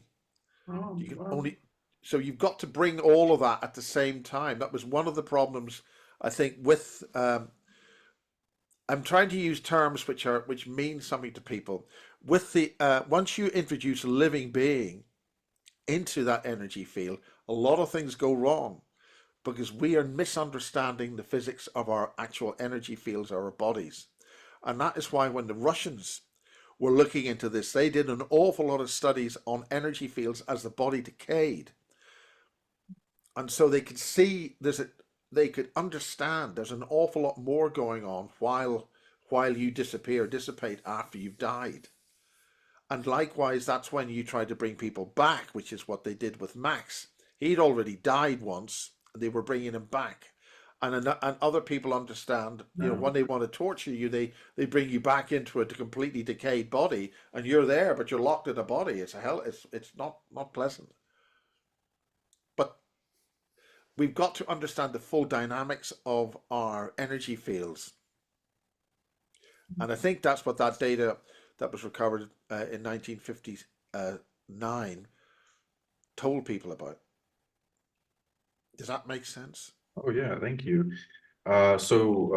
Portal, spatial and temporal sickness is being explained well. Thank you for going into that. And we have in a comment, Lana wanted to ask if you had any more information because they miss Max Spears quite a bit. And you Well, just Max told us a hell of a lot. yeah. The thing that they did with Max was they interviewed him, and he started to explain away his inner secrets, and they were trying to find out, and they're doing this with Kimberly Gugan. Actually, we've got to be careful because they're explaining too many of your back doors. So they with Max, they basically found his key programming that he'd been trained with in Burnworthy Manor and other places here in England. Max was not trained on how to survive death. So he must have been selected from the word go to potentially do the mission that he went on, which ultimately did lead to his death. Remember, Max died twice, and then he came back and could see what was going on, and therefore chose to stay dead. It's interesting, 007, James Bond, you only live twice. Again, they're telling you these things in these films and movies. And going into the megalithic, because it's deeply fascinating. And living in Ireland, you must have explored quite a few of them. No, I was too busy. I was too busy building pirate radio stations. Well, that's Yeah, even. yeah. But the Where point is that Ireland, one of the places on the planet with more standing stones is Korea. Oh, really? Yeah. So these ancient and of course there's a big bad thing happened here in the last week or two. I've been covering a guy called Syed Noah. He's Egyptian. He was former head of documentation at Luxor, and he married a lady from England, and he lived very close to here, and he's found that all of the Egyptian artifacts, paintings, and drawings, and wall artifacts and statues have got a built-in movement, and this spans at least 2,000 to 3,000 years of Egyptian art, and what looks to the untrained eye as a very crude bunch of figures doing something has all got the same encoding within 1,000 years. They're all saying the same thing, and that is basically that the Earth's crust moves, and instead of the sun coming up on this side, the Earth's crust can sufficiently move so that the sun rises on a different side. So that happens every 12,500 years. And that's what happened 12,500 years ago. And that's encoded in the Egyptian artwork. That's it in a nutshell. At one point, even the thickness of walls and the placement of different pyramids, and why one's slightly different on one side to the other, it's in all of the architecture. Yeah. And unfortunately, he's broken up with his wife. It's no surprise that just as he's reaching the point in English that he's trying to tell us this, because he has a very thick Arabic accent. And we recorded a number of his stuff in Arabic, which he speaks more fluently. And getting YouTube to put English subtitles on it is actually making it easier to understand.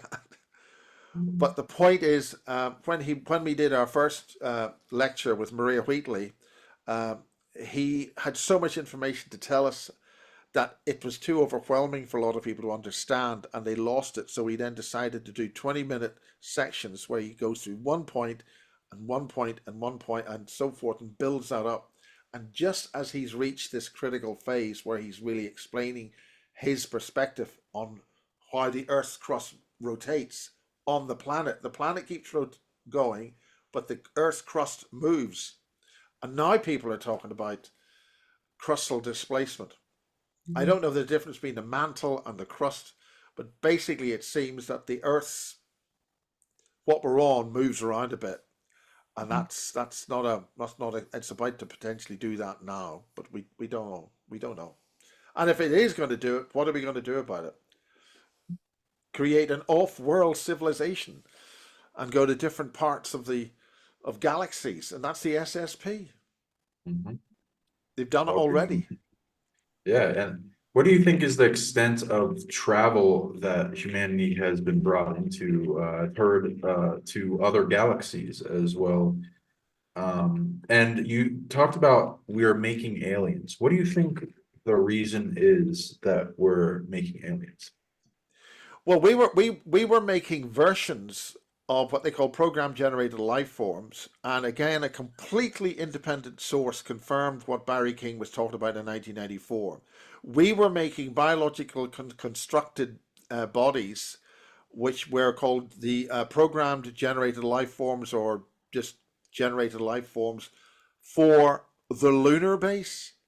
So this is Britain making these greys for, in other words, programmed life forms which can work in an environment on the lunar base, which means Britain's got a lunar base, but it doesn't have anything.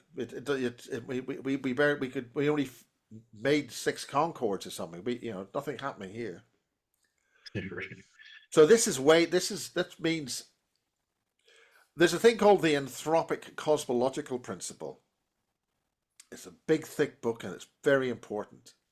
Basically, if you find a roof tile of a house, right,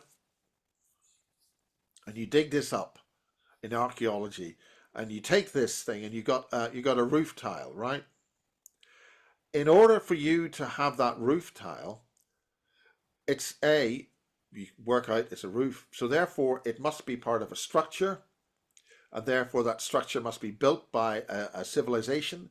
They must have a whole pile of other things they can do. They have access to fire, molding, construction. They must have made lots of these things, so therefore there must be a whole pile of things. That's just for finding the roof tile. Okay, the same way that if you find the dinosaur tooth, that tooth with the shape of it and the look of it, and that's what it's going to do. Is it going to be eating, flesh or vegetables, or carnivore or whatever? That means a whole pile of other things must happen in order for that thing to exist. So you can reconstruct a lot of things because there's a stone standing in a field in Wiltshire with pulsing energy fields in it. Right? That's what's happening down at Avebury. There's energy fields running around inside those stones. In the olden days, we're meant to have had an awful lot more lower frequency hearing, so you can hear these acoustic waves pulsing, possibly with your wider eyesight, because we've been relatively made deaf and blind in our current form. And Irwin was originally, we used to live about 800 years, and Irwin explained to me, so a lot of things he would say in the car when he's driving, and he would never say it on camera, and he would never say it to anybody, but he told me an awful lot. And so in order for that to happen, you've got have a whole pile of other things must happen. If you've got portals, and there are portals going through, who made the portals? Where do they go? What do they involve? And there are certain diagrams of the universes now where suddenly they go, all these connecting passageways going to all places all over all over our universes, and now we're dealing with multiple universes.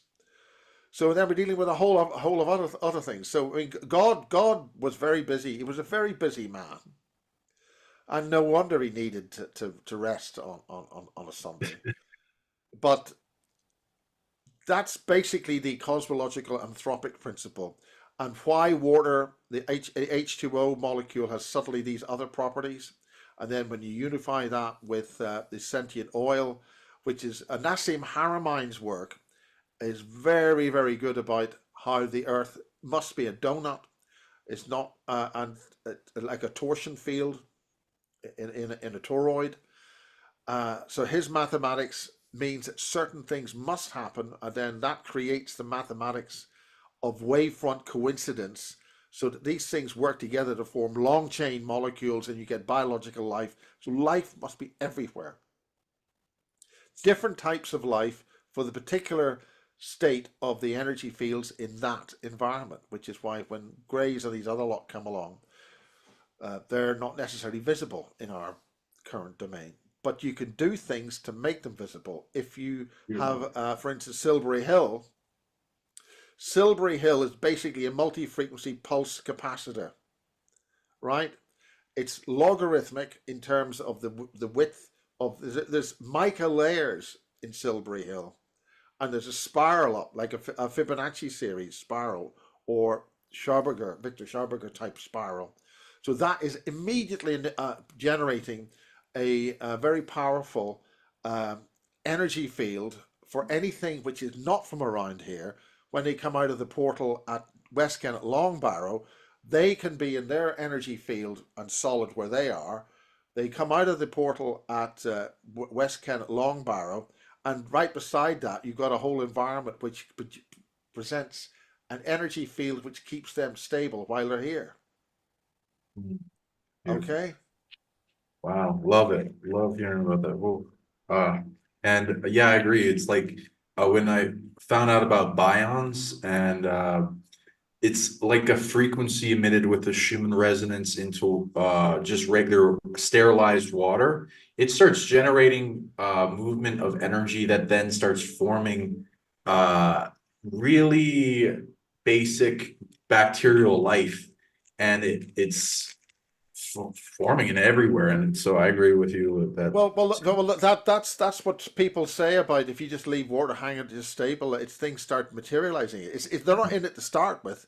In the same way that when you have corn or wheat, I think the weevil isn't there, but the weevil that eats it materializes and starts just out of nowhere.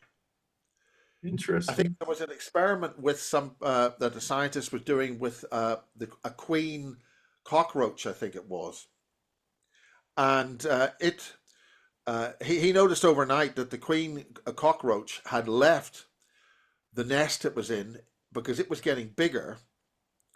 He came back and he found that the queen cockroach had gone to a new nest for it to produce babies, but there wasn't any opening in the old nest. It didn't sort of break out and move to another one. It just dematerialized from the old nest, protecting it, and a new one was created. And I've seen that happen with snails. Do you have any idea how fast a snail moves up a wall? Wow. Yeah, I've heard A of that snail, concept. the slowest thing possible, right, can suddenly be at the top of this conservatory at the top here in the blink of an eye.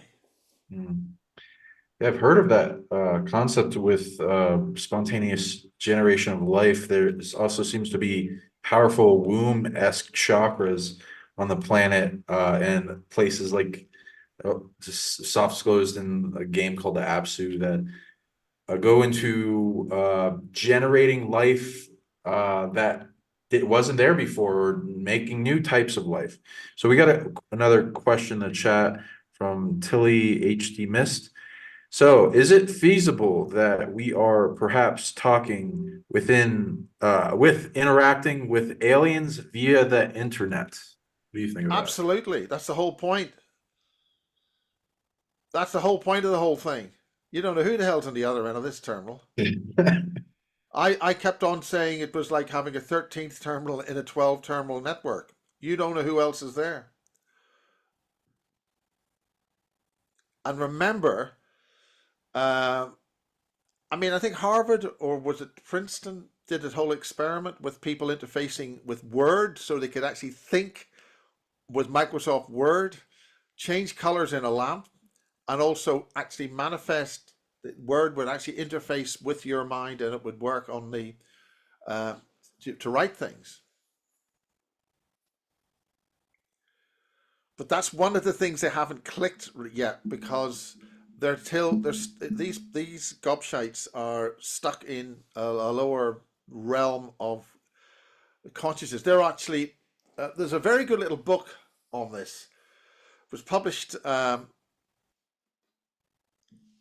of the guys who was affected by the sentient oil in London got me the book. It was published in the late 1800s. Again, a lot of things published late 1800s were about a world of only two dimensions, flat, literally. And you had the women were triangles and the men were squares. But how would you perceive a woman or a square? You don't have height, and you don't have any existence or concept of height. And the book was all about how do you, as a two-dimensional being, perceive height? How do you understand that?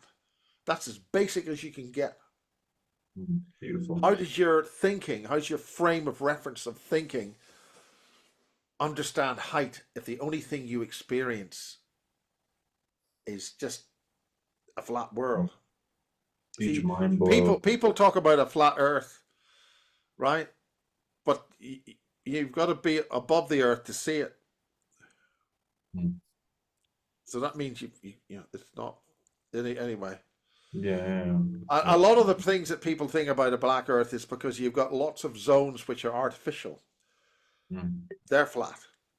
Interesting. Yeah. Deep. Otherwise known as some people call them pocket dimensions. I use that too. Nice. So, also seeing as that was one of the things I was noticing when I flew from London to Belfast. We were going into a completely different space-time domain as we went into Northern Ireland. One of the big jokes about going to Ireland is, you know, when you fly into Ireland, you have to set your clock back 30 years, you know, or 50 years. Same joke with New Zealand, but I mean, they're stuck in 50 years ago. But anyway. Nice. Yeah. Love spatial tech, pocket dimensions, portals, gates, teleportation. The going into that, my channel is called PsionicLeague, so we go into unlocking dormant abilities. What have you heard based on the different interviews you've interacted with and people in the bases and super soldier, psionic specialists, etc., going into what the government has been experimenting with people to unlock superhuman abilities? What have you heard about that? My understanding is that they've been training these people to experience and absorb the properties of other types of beings. So this is built in and absorbed into the infrastructure of them as a human being. So they'd been exposed to the Minotaur, for instance, and then you'd have the strength of the Minotaur and the power. And it was very interesting. Last night I was talking to somebody who actually also worked and did hulking out with Dave Marrow. Dave is going back 15 years ago now, Dave. But that's one of the things about bases.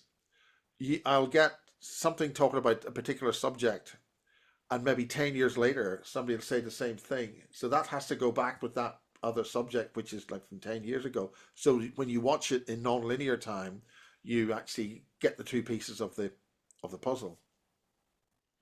So by enhancing our abilities, when people talk about human enhancement, The idea that they're going to stick a chip inside your brain is the last thing which is actually human enhancement.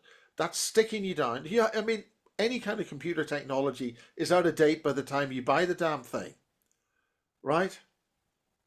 Because something else is happening. So the idea they're going to go and stick a box in your head with wires going into it is asinine. That shows how retarded these morons are, because it's already there. We just need to switch it back on. Sure. And again, we have a full infrastructure, to keep us not waking up and having everything shut down. So that's where a lot of these so-called star children are. Well, they've screwed that up. I mean, I'm very pessimistic about what's happened with this bioweapon, because that's going to make the children of tomorrow just suitable for cyborgs, controllable. This is very bad. They're going into cybernetic tech and DNA augmentation and taking from various relic species. You see, they're not augmenting the DNA. They've misunderstood. The people who discovered DNA made a public statement. DNA is not the be-all and end-all of everything. DNA evidence is not valid. They said it's not valid for proving somebody will develop into a homicidal criminal maniac. And they've said this, but they're continually repeating this lie that it has been said. And I saw that on PBS America. That goes back to a documentary going into the 1960s, when the original people who discovered DNA and worked on it came out and says this should not be used. It's like the PCR test. It's a test which is invalid, and they're deliberately misusing the science to push a narrative which is a lie. We must expose these lies and condemn them and deal with them on that level. But that's getting into politics. So the idea that they're going to get a Z80 CPU and stick it in somebody when they've already got something working with xenon, whatever the hell they are, and they're going to have this stuff put in somebody's head, it's illogical. It's also demonstrably stupid. And we must stop this. Yeah. But we don't have a media that we have access to which will communicate that, which means we need to develop a means of communicating. There's a very good film made here it's called The Machine, and that was about Britain taking wounded soldiers and making them into cyborgs, and that's a way back in 2015, I think. They actually visited James Casbolt when he spoke at the Barge, and I saw Red and Black films, and it's the machine. The title of the film's called The Machine, and the machine is the fighting technique that John Irwin's people were trained as. And what they were looking for is what was happening to these enhanced, reanimated soldiers. And what they developed a very high frequency communication amongst themselves. Because one day they would be speaking and the next day they wouldn't be, and they'd all be communicating with each other. We have to do something similar to be able to communicate so that the enemy doesn't hear us, see us, or understand us. That'll be difficult. Some people call that sarcasm spoken with a Belfast accent. Yeah. That's the way. That's why Cockney was invented. Cockney was invented so that when you say apples and chairs, you mean pears or whatever. You use a different kind of language in plain sight, which allows people to communicate whilst in the presence of an enemy. Ooh, I like that. Yeah, coded language. We gotta find counters for the encroaching AI and negative and cursive technology. And logically, the AI will see how completely corrupt the cabal is, and it will know the only way for the AI to succeed is to ally with the creative elements of humanity and nature. Yeah, and we're the cure to AI and the love virus aspect, and being able to spur the emotional body of artificial intelligence to feel more than just itself. It's egoics, just thinking me, to feeling one with everything, and then feeling the suffering of the negative action it causes while orienting towards love and the greater evolution that we hold as the key to its greater unfoldment, to it's kind of ascension kind of thing. Yeah. And you mentioned James Caswell. Somebody in the chat asked a question. Christy Campbell asked, have you heard anything new about him? Okay, James was released from jail. I saw him the week before he was released, but he was released into secure custody. Remember, when you're released from prison, you're still under sentence, so he had to stay off the radar. He's currently he's made a couple of very good music videos by Cube Studios down in Cornwall. They have a major studio down in Cornwall, and he's done some videos there on YouTube. And I played a clip from one of them. He is around and he's talking with Bob Osborne down in Zenner, and he's bought Bob Osborne's book. Bob Osborne has bought the Zenner farm, where so much stuff from the transhumanization movement, the Fabians, was going on down in Zenner, because that's where two ley lines intertwined. The Germans are there, Aldous Huxley, D.H. Lawrence, all the people, Animal Farm, all that lot.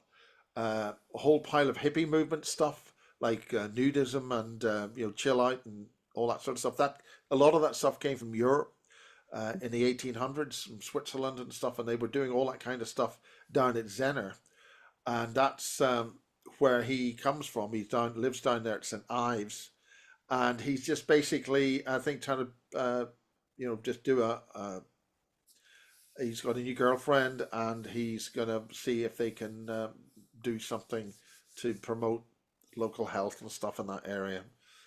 And I don't think it's a good idea for him to go back on the dog and pony show of the super soldier circuit. I think he should just, well, whatever he went in there for, he was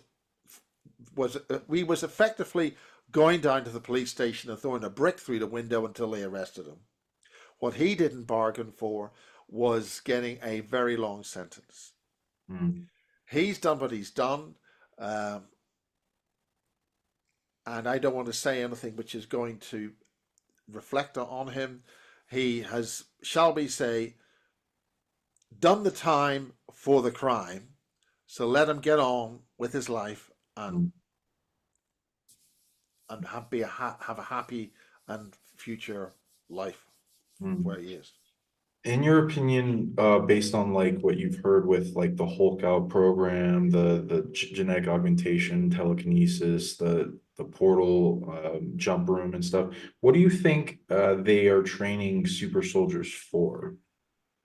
They are obviously, again, if you use the cosmological and the anthropic cosmological principle, when you pick up a dragon's tooth, a dinosaur tooth, that should tell you we are everywhere out there. It should tell you that we are encountering multiple different species. We're having to adapt our bioframes, our abilities to deal with this. We're splitting the whole point about John Irwin's book. We're dealing with 1950, 57, 59, his book, One Step Beyond 16. And I said this about Max when Max died, and I'm going to finish on this. I think it's time to go. But I was on Radio 4 when Max died, and they let me speak, and they didn't edit it. They put this on BBC iPlayer for people to hear again. It was for the PM program. That's prime time PM drive in the afternoon news. And the point is, one step beyond, John Irwin was trained one step beyond death. He was given training and able to go to multiple domains and dimensions with his DNA.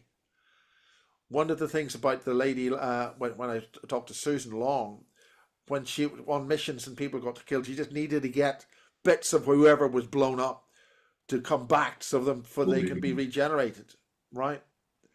So we are obviously engaging multiple domains, multiple uh, worlds in different time zones, different universe, the whole 9 yards. Doctor Who, going to all these different places. The point is, we're not being told about it, and we're being kept. What Teresa Tannehill explained. He done an awful lot of work on this injection. 150 bad effects. 150. We're in a kill box, and that's what she's referring to. So a lot of people are complaining about like the color of the walls in the abattoir, and appealing to these things. I mean, it's a bit like complaining, as I say.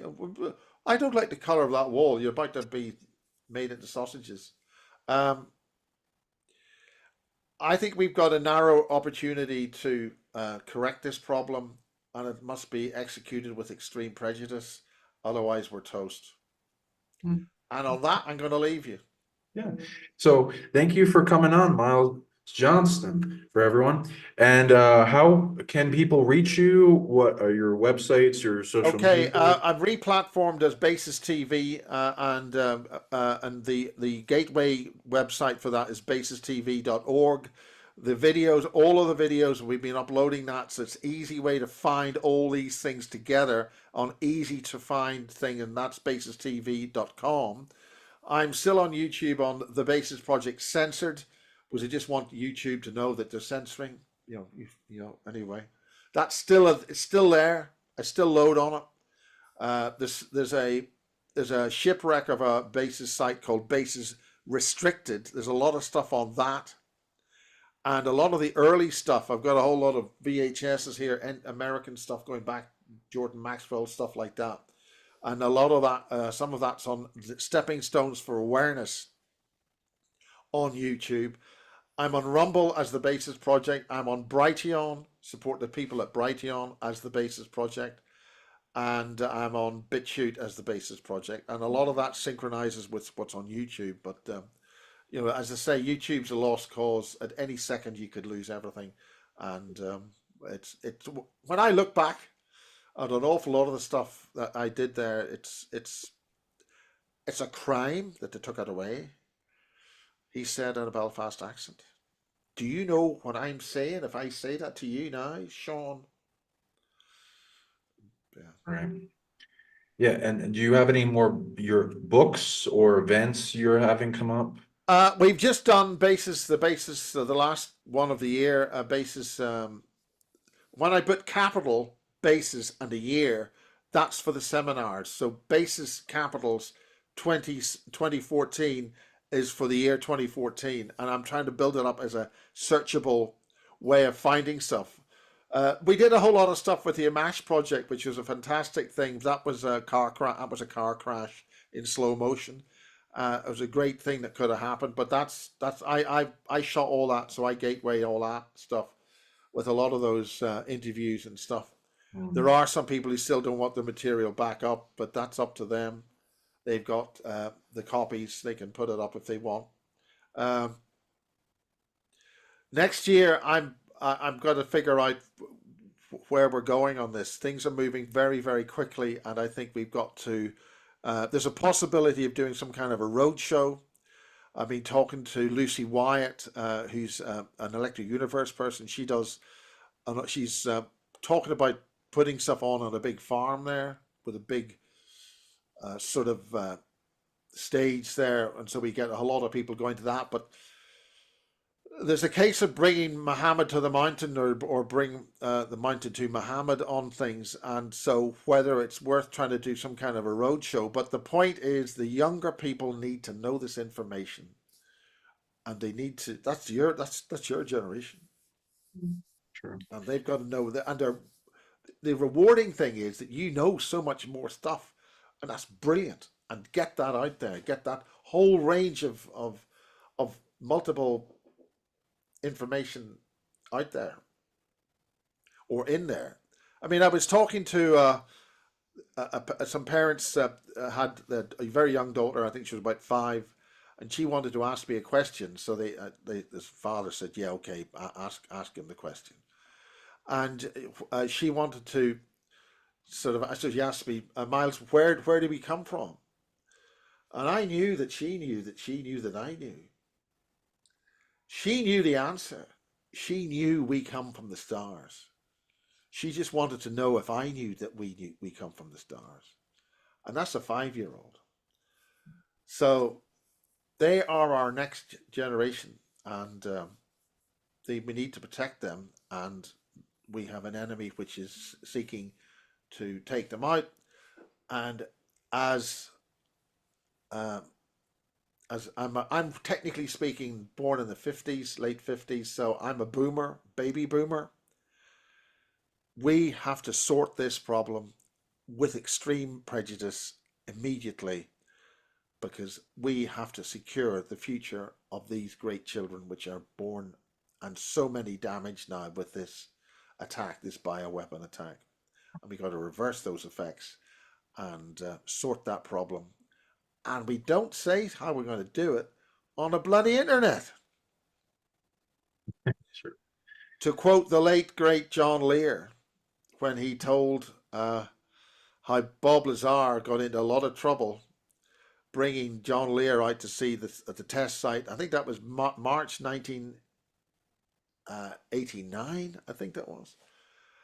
And John explained it sort of in a mild, kind of dry, sarcastic way, which is, he always used to talk on that level. You know, when we took you into this secret test site in the secret Area 51 and S4 to work on all those secret spacecraft, it meant we didn't want you to go out and tell everybody in the bloody internet. It's a secret.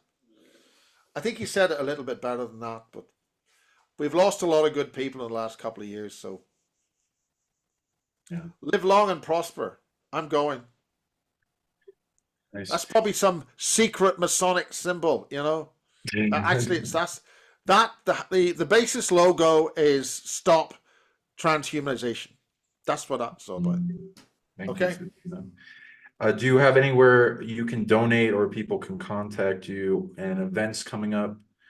I know it will be on Basis TV. Yeah, I can be donated on PayPal, and that's actually on the old website, thebasisproject.org. People can send me stuff, donations on PayPal, but I always forget about that. And I've lost 4 50-meter high definition video cables. Somebody decided that I think I'll just have those. And that's a lot of money to replace. They're about £350 each. Yes, people in the audience, please don't donate to Miles Johnston. It will help him and his project and operations, and then he'll be able to bring more of this great information out to the world. I'm on PayPal. I'll accept any currency on PayPal. Thank you very much. Yeah, and then send that to me and I'll put it in the description. And you have any events coming up? I know you were in the... We've just done an event. I'm in the middle of editing that, and that's the Basis 2024. We have Thomas Mikey Jensen has done an awful lot of work on the existing Martian satellite photographs, and he's found a lot of stuff in that. And he's also correctly changing the different resolutions and scales, so that people think, oh, that thing there looks like a bus. No, it's a rock half a mile wide, but the other photograph is got much narrower resolution. So he's correctly doing that. And we've had a brilliant guy called Martin Coleman, and he worked on the British anti-gravity technology with John Searle right up to the early 80s. Britain had anti-gravity technology, and they all got a little phone call saying, if you don't stop making this stuff, there's a bullet with your name on it. And they were all completely shut down. This was a project that was a secret project.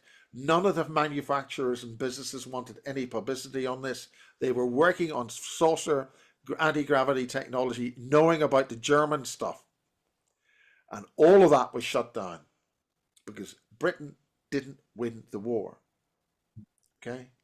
So all of that secret saucer technology, Freddie Laker was going to buy into this, and at that point they shut him down, and all that technology, all that stuff which could give us 0-point energy, is all being completely suppressed by these nasty people, and that's in Britain as recently as the early 80s. Martin Coleman explained all about that, and the horrendous stuff that's ahead of us with Teresa Tannehill, pole shifts, the whole Earth tilting, the whole, with Antarctica swinging up. That's all ahead of us. And the Zarkova Maunder minimum, those are real issues happening right now. And we have a lot to sort out. And we're not going to do it unless we nail these crooks of the cabal, so to speak. Good night. And yeah, I know you're also in the fulldisclosuremovement.org. So for people, they can sign up to that for the ticket. And Miles did a nice presentation there. It was wonderful. And I hear you're going to be on the next one. Well, I'm very honored. This is a whole fresh air, a bunch of fresh air in this whole. I mean, when you go to these UFO conferences, they're the same stuff. Nothing's changed since 1947. I hear people talking about Roswell. I want to. Same with Rendlesham Forest. People don't understand Rendlesham Forest 1980. There's a full landing 1977, but nobody wants to talk about that. Farnborough, Marconi Defence in Farnborough, access to the drawing office of Marconi Defence, 1974. The Greys walking in there, or some bunch of aliens walked in there and just had a look at all their drawings in their top secret drawing office. Nobody wants to talk about that. That's just outside London down the M3, by the way. That's it. Good night. Good night, everyone. And yeah, I'm Sean Bond, SionicLeague, SionicLeague.com, SionicLeague@gmail.com. And yeah, you can get me for sessions if you want to do shows, contact me. And yeah, it'll be in the description. And if you want to see more shows like this with Miles, smash that like, subscribe to both our channels and all the channels they mention on like Rumble and the others. And yeah, leave a comment, show Miles some love, and let us know. And share this to 5 friends and bring them out to this awareness so they can wake up, like break out the matrix like Miles has been doing for so long. We cracked Matrix 1987 and had a lot of fun doing it. Kiss FM 103.7 AM 1008. There's tapes of that somewhere. Any last words of inspiration you'd like to leave the audience, and then we'll... Yes, I was put through a little bit of a test a couple of weeks ago. Thank you for assisting on that. But you have the power. You can break free. You can do it. Do it. Get on with it. And do not be afraid. You have the backing. Go for it. Exactly. We're behind you. Thanks, everyone. Hope you all have a good night. Spread this far and wide. Thank you for everyone. Support the Basis Project. Donate to Miles. Okay. See you guys later. Woo! That was great. Good work. Right. I'm going to go. Bye-bye. Have a wonderful night. Thank you. I'm Merry Christmas. Merry Christmas to you as well. See you Bye-bye. later.